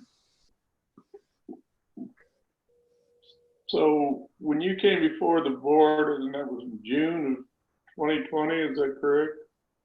Did you get a,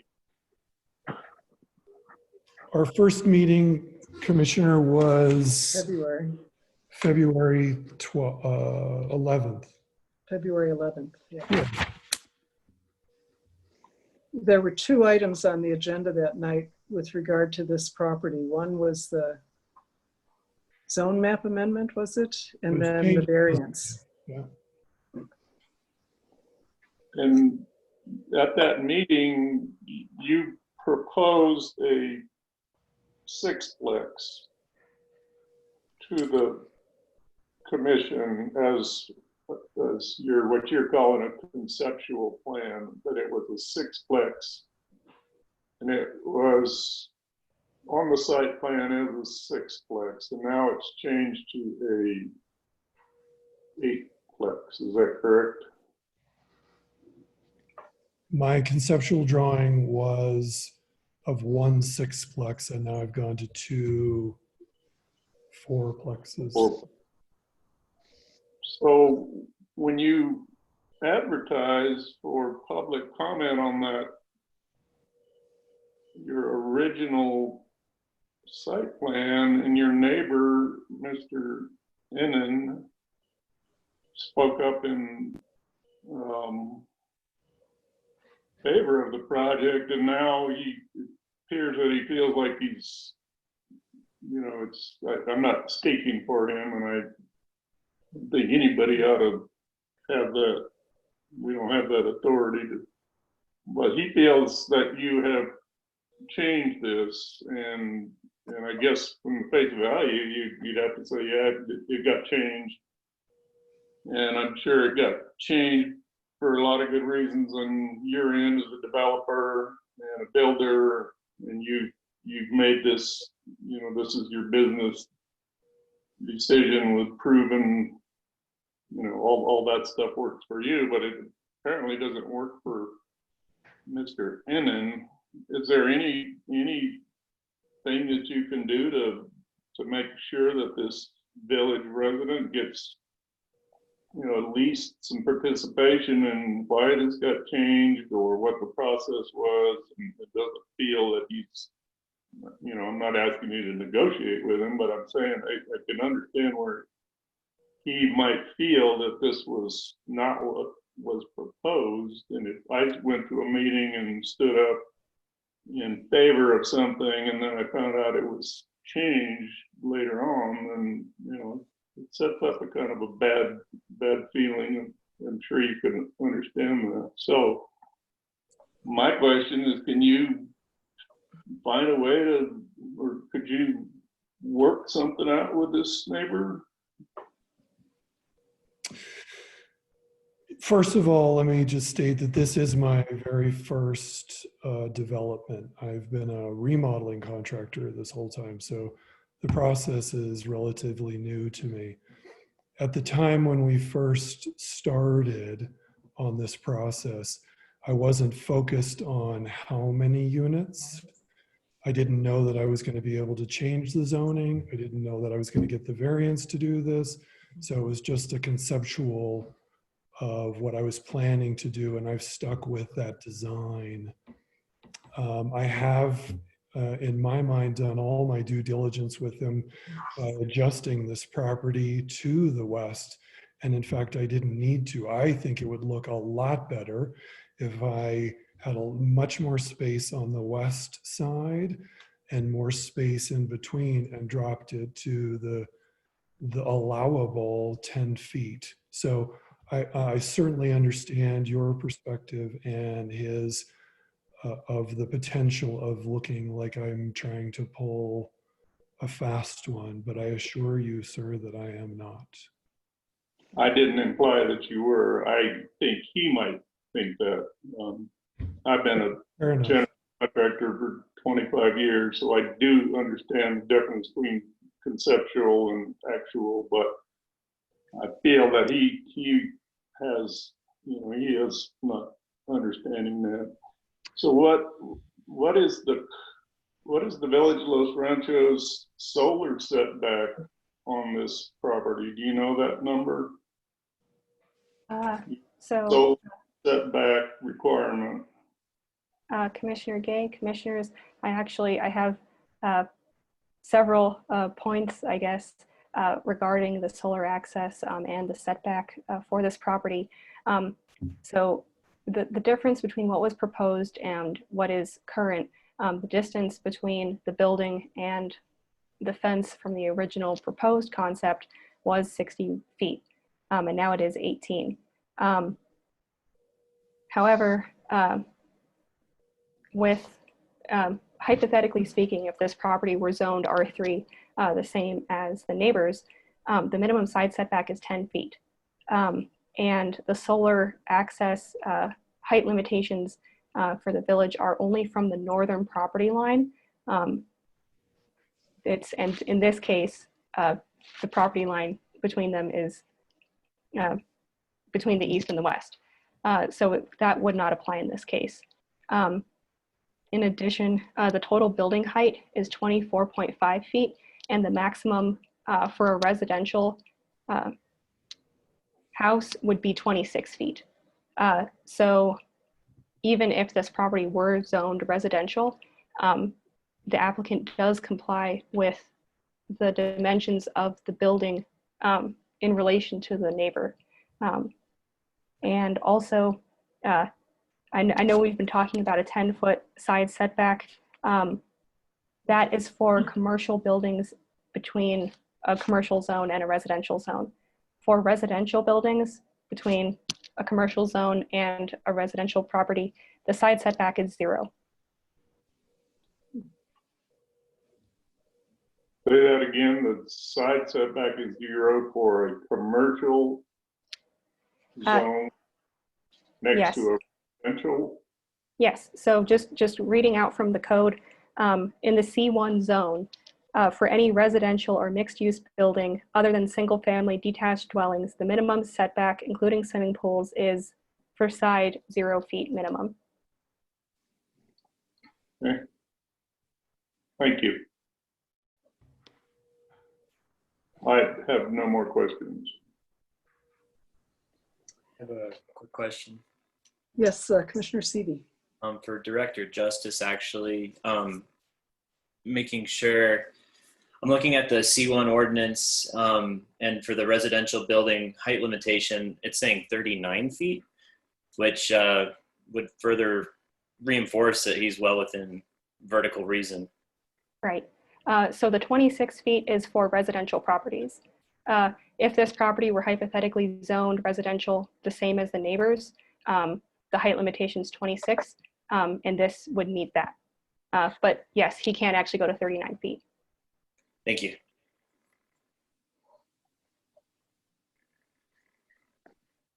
Any other comments? And would the applicant like to respond to any of these comments?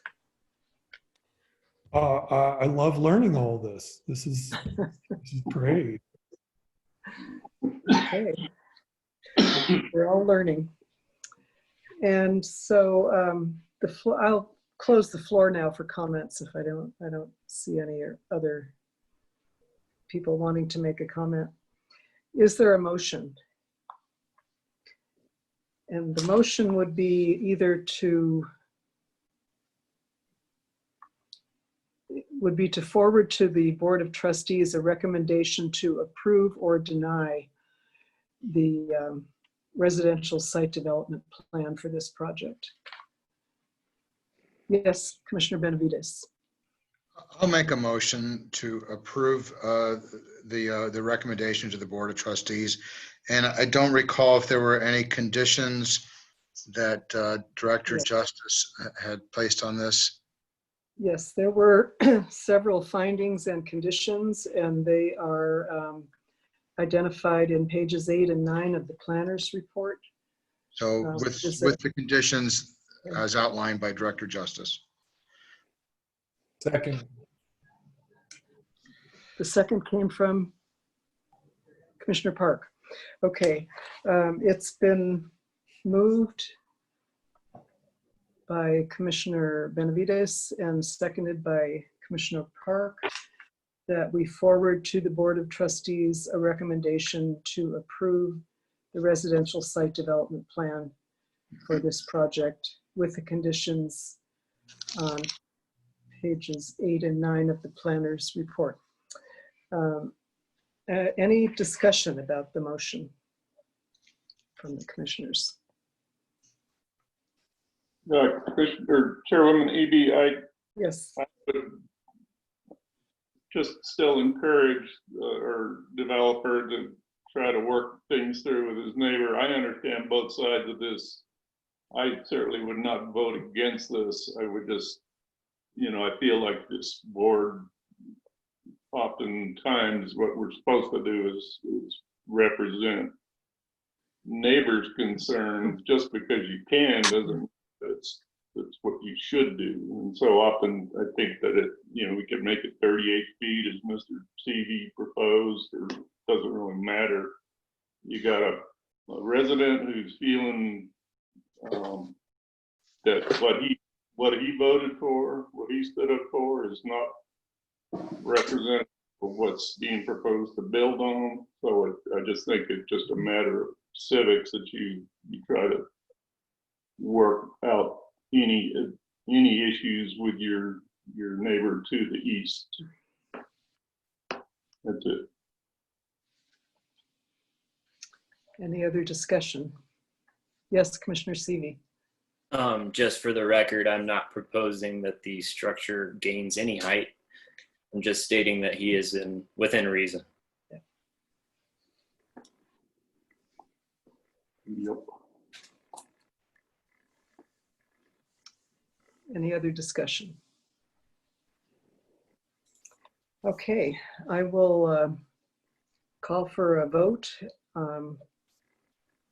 Commissioner Christensen, Yes. Commissioner Benavides, Yes. Commissioner Park, Yes. Commissioner Seavey, Yes. Commissioner Gay, Yes. Commissioner Berenson, Yes. and Commissioner Eby votes yes. The motion carries unanimously. And thank you, everyone. Let the record show that the public hearing on item 4D, the request by Doug and Valerie Valhagen for preliminary review and recommendation to the Board of Trustees, is formally closed.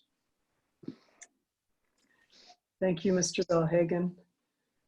It's nice to see you on the screen. I remember seeing you in person last time, so. All right. We'll move on to the next item on the agenda, which is old business, and there is none. So we'll move to new business, and we have an item here that was brought up at our special meeting, I believe. And it's a discussion on the start time of the Planning and Zoning Commission meetings. Director Justice, do you have a report on this? Yes. You do.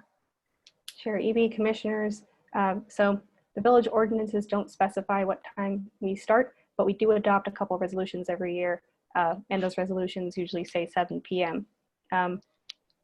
This is usually consistent with the Board of Trustees, and when we meet in person, it's usually to give time for people to come back from work, eat, and arrive at Village Hall, especially for applicants who don't live in the village, or people who are commenting on things that aren't in the village. The commute time can really add up. And another reason why we usually meet at 7, to be consistent with the Board of Trustees, is that if anybody's attending both meetings, this prevents any confusion on what time the meeting starts. However, we can change the start time by amending the resolutions. And so basically the questions are, would the commission want to change the start time, and what time would you all prefer to start? assuming consensus on the start time, the resolutions would be amended and the vote to adopt them would be at the September meeting. And so then the next time would go into effect in the October meeting. And these resolutions would be, this would hold until March of next year when we would adopt the New Year's resolutions. We also had some discussion on the time for ending the meetings. And we do state that it shouldn't go past 10 p.m. unless there is a vote from the commission and affirmation from the people who, from the applicants to continue.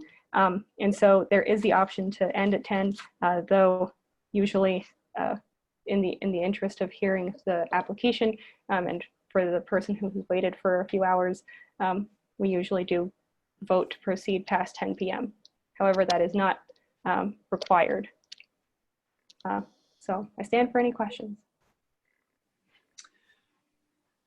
Okay, I think I'll just open the floor up for comments and questions.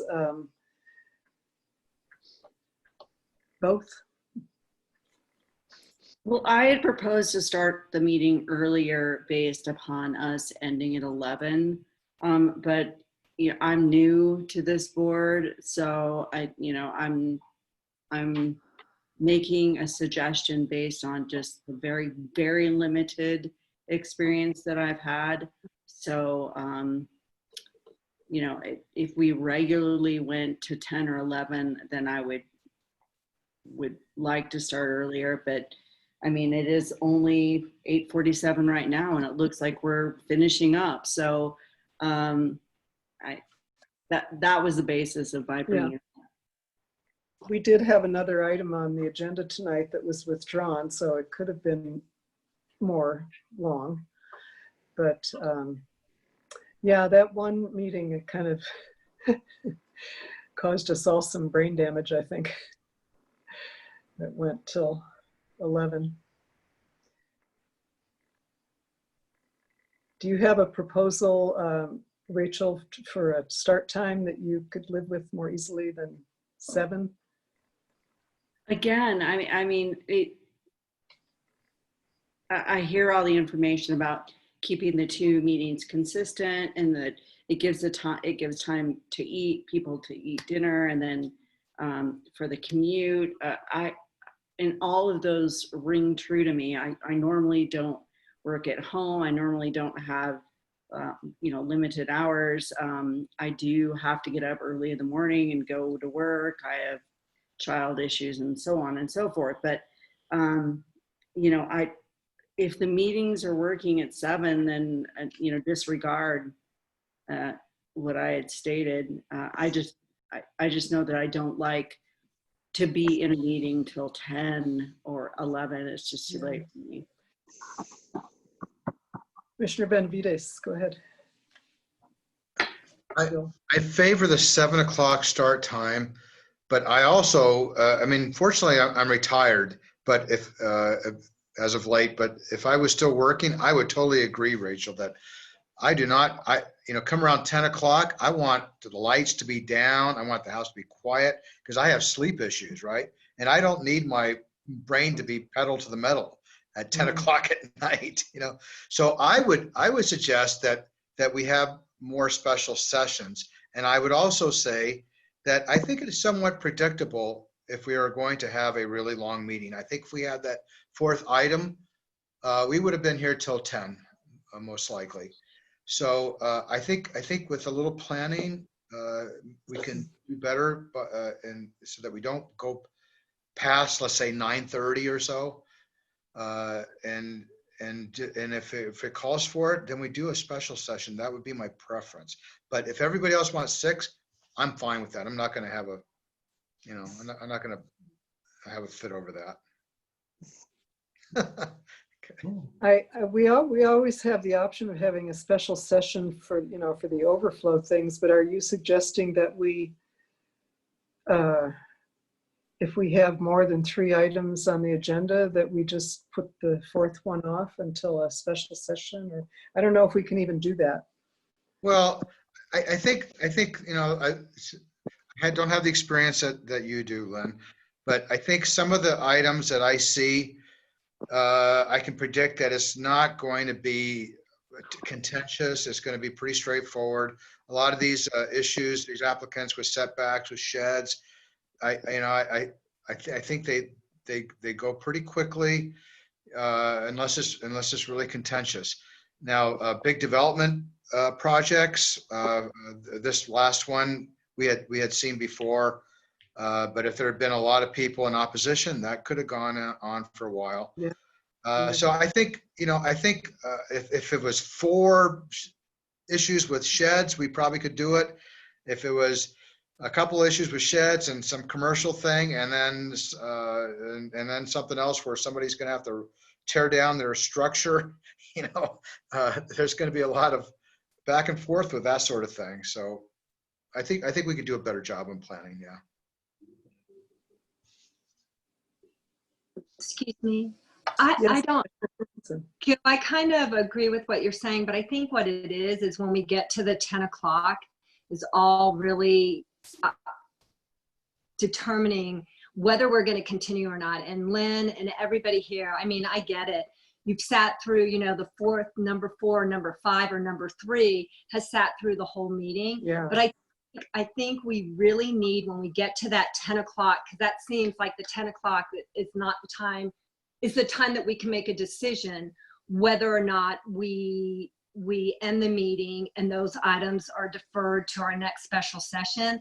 Is I think it's going to be on a case-by-case basis. It's not the number of items that are on our public hearing, it's how they go. We don't know. We could put 2 items on and one could go for 4 hours. So I think when we get to that bewitching hour of 10 o'clock, when we can make that decision, is we all really need to think about it, because that last meeting that went to 11 o'clock, I'm not kidding. On Wednesday, I was so drained, because you leave this meeting, you're all keyed up.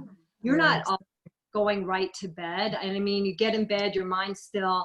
So I think what happens is at 10 o'clock, we really need to stop and think, do we all have the brain power? Because one of the 4th issue is a huge issue and we're just trying to get through it. And I don't think that's fair to anybody. I don't think it's fair to the residents. I don't feel it's fair to the applicant that we're all not present per se and aware. And I mean, I just think, unfortunately, it's going to be on a case-by-case agenda basis when we get to that time. But feeling for the applicant, I mean, I totally get that, but I don't know that it's fair for the applicant and others that we just push on to 11 o'clock or 12 o'clock or whatever it is. That's my, sorry. Yes, Commissioner Park. Lynn, let me just simply say, I feel like I'm in that situation where everything that can be said has been said, just that not everyone has said it. But it seems to me that we've got consensus between the 3 people that have spoken already, and I agree with it. I'll be honest, I was, 10 o'clock kind of hits, and my productivity, my attention span, it just plummets. And so I think that what Commissioner Benavides suggested and Commissioner Christensen suggested are really good ideas, which is, we get to 10 o'clock and we take a hard look at it, right? Because it's not the number of agenda items, because some of them are super quick. And I looked at the 3rd agenda item. Commissioner Benavides is right. If we had that, we'd have been here till 10, if not later, because that looked like there was some fighting going on there. But it doesn't do any justice to the presenters if we don't give it our best. And I think that, come 10 o'clock, if it looks like it needs 5 more minutes, sure. But if there's wholesale items that are left to be done, I think Commissioner Benavides is directly on point, which is, we should just come back the next week. It's fine. It's not a problem. And it's really what's most fair to the applicants and the residents. But I think that's a good idea. I mean, I'm pretty excited to be done at 9 o'clock tonight, to be honest. I don't know what I'm going to do. Me too. I'm going to put my kids to bed.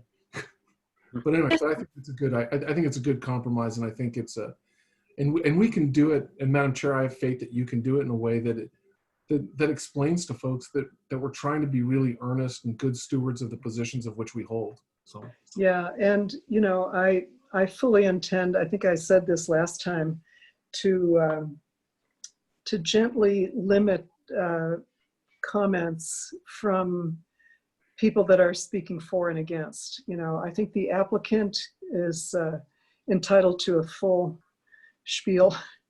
But you know, some of the comments for and against, I could say, I'm going to try to limit you to 2 minutes or something like that. And most people would comply with that, wouldn't go on and on. Especially like that item that was withdrawn, you know, there were some really long letters, some of them, you know, so not to rehash, you know, ask people not to rehash what they've said because we've already read their letters and so forth. So I guess I yeah. have one question, and that would be for Ms. Justice. Is this, is what we're proposing not too big of a burden? Because I know that while I was on a different board, that while getting ready for additional meetings was quite a big task. Yeah. So I guess I'm asking you, Tiffany, does this seem like something that's not obtainable or something suggestible, or should we go in a different direction? Is, you know, I guess I'm just wondering your position. It can be enlightened self-interest, Tiffany. Commissioner Behrens and commissioners, you bring up a good point for me. Whenever we do have to schedule a special meeting outside of the norm, we do have to do a lot of work behind the scenes to public notice. So, and our public notice requirements usually determine the cutoffs for deadlines, and also just to make sure that we have public comment. So, for example, we couldn't reschedule, well, we could reschedule like a meeting to the next day on Wednesday or Thursday, but we wouldn't technically be meeting our public notice requirements. Or, well, we would technically be meeting them, but for people who are getting our normal regular public notice letters, they would be a little bit out of the loop, assuming that something has been done, or if they weren't already there. It's a little bit more work on my part. I think it's the burden on staff is less so than that, I think, of the applicant or the residents who are either here to speak in favor or in opposition, because it's not just the commission getting together for that. It's also the applicant and all the residents speaking on that. So we would need to coordinate making sure that all of them could speak again. And if somebody couldn't make that meeting, they may feel that their opportunity to speak was removed. Less of an impact, but we do have, the village will eat the cost of the public notices for all of this. And the Albuquerque Journal is a little bit expensive. Oh, right. Tiffany, what if we did, and I guess everybody, what if we did that while we're doing this via the internet, while we're doing this remotely, that we start earlier? I think the remoteness also causes it to be more expansive or more difficult, takes time to get people in, it gets so on and so forth. I don't know, maybe we start, and I'm just throwing it out there, that we start the meetings at 6:30 during the times in which we're attending remotely, or at 6, and then we go back to 7. I don't know. I'm throwing it out there. And I have Go another ahead, Al, go ahead. Tiffany, you said about the cost of the public notice, but I thought the legislature recently changed the law that allows you to do public notice via online. I don't know that, I mean, I'm not swearing to it, but I think that might be, I could be totally wrong, but I thought there might have been a bill to do it, but I can't remember if it passed, but I thought there was a way to do it so that you wouldn't have to do it through like publication in the newspaper. So Commissioner Park, commissioners, if that's the case, I'll definitely look into it. Our resolution still has the means in which we public notice standardized for the village. So we could amend that in another resolution if we wanted to do that. Interesting. Yeah, I thought about just changing the start time during the COVID restrictions, because then you don't have, drive time and going home in the dark and all that. But I kind of favor keeping it the way it is, just because I'm a creature of habit. But I could go either way. Yes, Dan. You're muted. We can't hear you, Dan. There you go. I think we need to remember that these are public meetings and they're not necessarily what's convenient for us. And to change them, during COVID or to change back, I think that it's just kind of hard on the public. I don't think the public is getting the same benefit of thought as we're giving ourselves, and I really think that they're the people that need to chime in on this. If 7 o'clock is traditionally a public meeting, especially in New Mexico, that's a pretty standard for school boards and boards that here in the evening. So I'm not against changing it, but I don't think that we should change it just to make it convenient for us, and I don't think we should change it and then with the intent of changing it back in the just near future. I think that sets up confusion with the public, and it can lead to some problems, and these are the people we're supposed to be representing. So that's my 2 cents. Drew? Yeah, I totally agree with Commissioner Gay on that.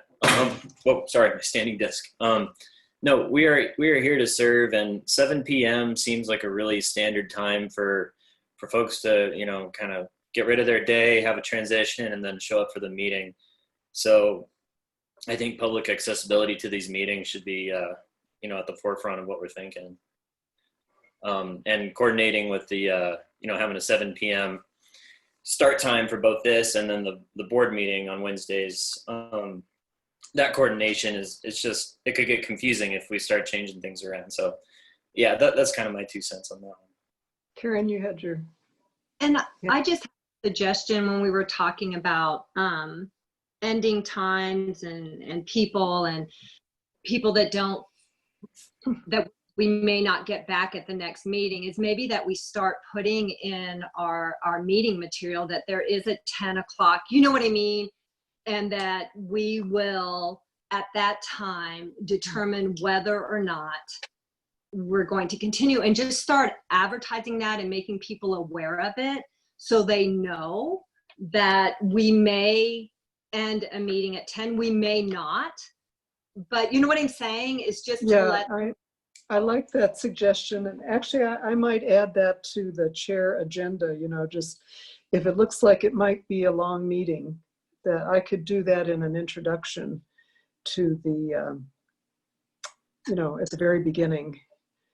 And then I could repeat it every time we have a different public hearing. Yeah. I just think getting in our materials, the meeting packets and things like that is just, if people know, then we're kind of setting a process that it's not a surprise that we may end at 10 o'clock and you may not be heard till our next, in 2 weeks or whatever. So we make our weeks public notice, but then just conditioning people like we've conditioned to them that we meet at 7 o'clock. I mean, that's just a suggestion. Anyone else? So I'm not hearing a lot of support for changing it.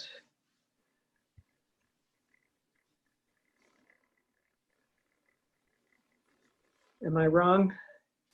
Is that a fair reading? I think there's more universal support for management rather than changing the start time. Yeah. Fair enough.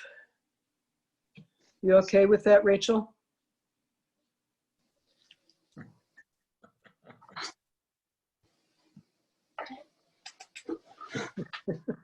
Okay, she says yes. Yes, I'm sorry, I couldn't, my mouse wasn't working. Your mouth was working, but your mouse wasn't. Yes. Okay, let's move on to the next item, which is the planning director's report.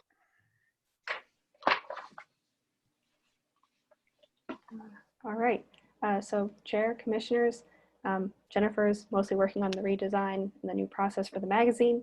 There will be no September issue, there will be a fall issue next, and so you'll see something different. We're also processing building permits and parcel permits. Keen is working with property owners to bring their properties into compliance. Lately, he's been sending out a lot of annual letters for weeds. I've been working on planning reports and obtaining quotes to purchase a large format scanner or plotter. This is going to help with our digitizing our records, and especially with IPRA requests these days where people can't come in person to view records, we can better provide those digitally. We're also participating in the hazard mitigation plan update process with other jurisdictions and agencies. And this is going to be adopted early 2021. The plan was created in 2015 and it covers a lot of jurisdictions in the metro area. We're working with emergency manager Jeff Phillips to attend meetings, retrieve data for the update, and encourage public input. We've noticed a survey that I encourage all of you to take on hazard mitigation. It's on our website and it's also on our Facebook page.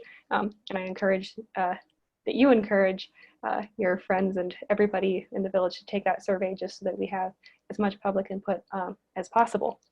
And we are planning on making a small change to the Gateway District Zone for the language for rental, because that specific language prohibiting rental is a little bit more restrictive than is allowed in other zones. We're not going to be addressing anything about the dwelling unit density or apartments themselves, but for rental. And I also, next month, I am planning on introducing a new item for a new business, and that is going to be discussion of the variance language for the village and whether or not it may make sense for a possible code amendment grammatically or changing the criteria or whatever it is. So that'll be new business for next month. I stand for any questions. Thank you for that. Well, Tiffany, Commissioner Gay? this is not exactly on topic, but what's the status of our Airbnb issue? So it's still pending. It's been a little bit busy in the planning and zoning department, and there hasn't been as much time to get around to short-term rentals, but that is still something that's on my agenda. It is something that I'm trying to work on. But really, it hasn't moved forward very much in the last 6 months. No, it is not. Yeah, thank you. And I'm very happy to hear about the discussion on changing the variance ordinance, some of the language in there, which I have probably said this many times. I find it confusing. The punctuation, it seems wrong. And it just invites, you know, various interpretations, and I think we need to tighten that up a bit. So I look forward to that discussion. Any other questions for Ms. Justice? No, I just want to say that I'm not sure why I still have connectivity issues. I started 15 minutes early. Yeah. It seems like I just can't connect until you guys get going. Yeah. I'll try a different computer next time. Maybe that's the problem. I don't know what's going on. Okay. Because you're coming through loud and clear once you once you. Yeah, once it happens, everything's fine, but Yeah. it just won't do it. I don't know what's going on. So Did I see another hand, Drew? Yeah, for Director Justice, was there a specific, what precipitated the discussion on hardship language? I totally agree. It's something that we've been needing to look at for quite some time. Did something particular bring this about, or is it just time to do it? I've been complaining about it for a long time. I don't know if that's why, but. We all have. Commissioner Seavey, commissioners, I think especially lately with the number of variance applications we've been getting, we've been talking a lot more about variances in general, and the last few meetings, a lot of discussion has been about interpretation and how far the commission can interpret before it becomes a policy decision that the board really needs to address with that variance. And so that's kind of the intent behind this. There are some cases where I believe folks are just trying for the variance just to see if they could do it. And usually we encourage residents to talk with us before submitting an application so that we can actually talk about the likelihood of approval, the likelihood of complying with the criteria that we meet, but not every resident will do that. Sometimes we just get applications and we proceed. So I think with clearer language, we would be able to head off some of those. Okay. Thank you. Thank you. Yes, Gil? Let me see if I understand the confusion. So we're talking about 9.2.25, right? Article 7, right? And under Article 7, so this is where I often get confused. There's A, B, C, and D. And then a period. Yeah, well, okay. So what is confusing, I think, okay, A, B, C, and D, there is an and between each one of those. I think you have to satisfy each one of those. But when you get to B, then which for hardship. Oh, that, yeah. Then there's numbers, and I think those are ors, right? Yeah. But it's unclear when you read it. You know, is it an and or is it an or, right? Yeah. So there's just some punctuation and. Yeah. Right, and so next month I'll be going over how the variance ordinance has changed over time. You can see slight grammatical changes to some of it, and you can also see some very different changes to the variance language overall. Good. And Drew, I think it was Drew asked a question this evening about a clarifying question as to whether the hardship criteria are the same in all zones. And, you know, I think that's a problem because it's the same. And yet most of that language is more for residential, it seems to me like.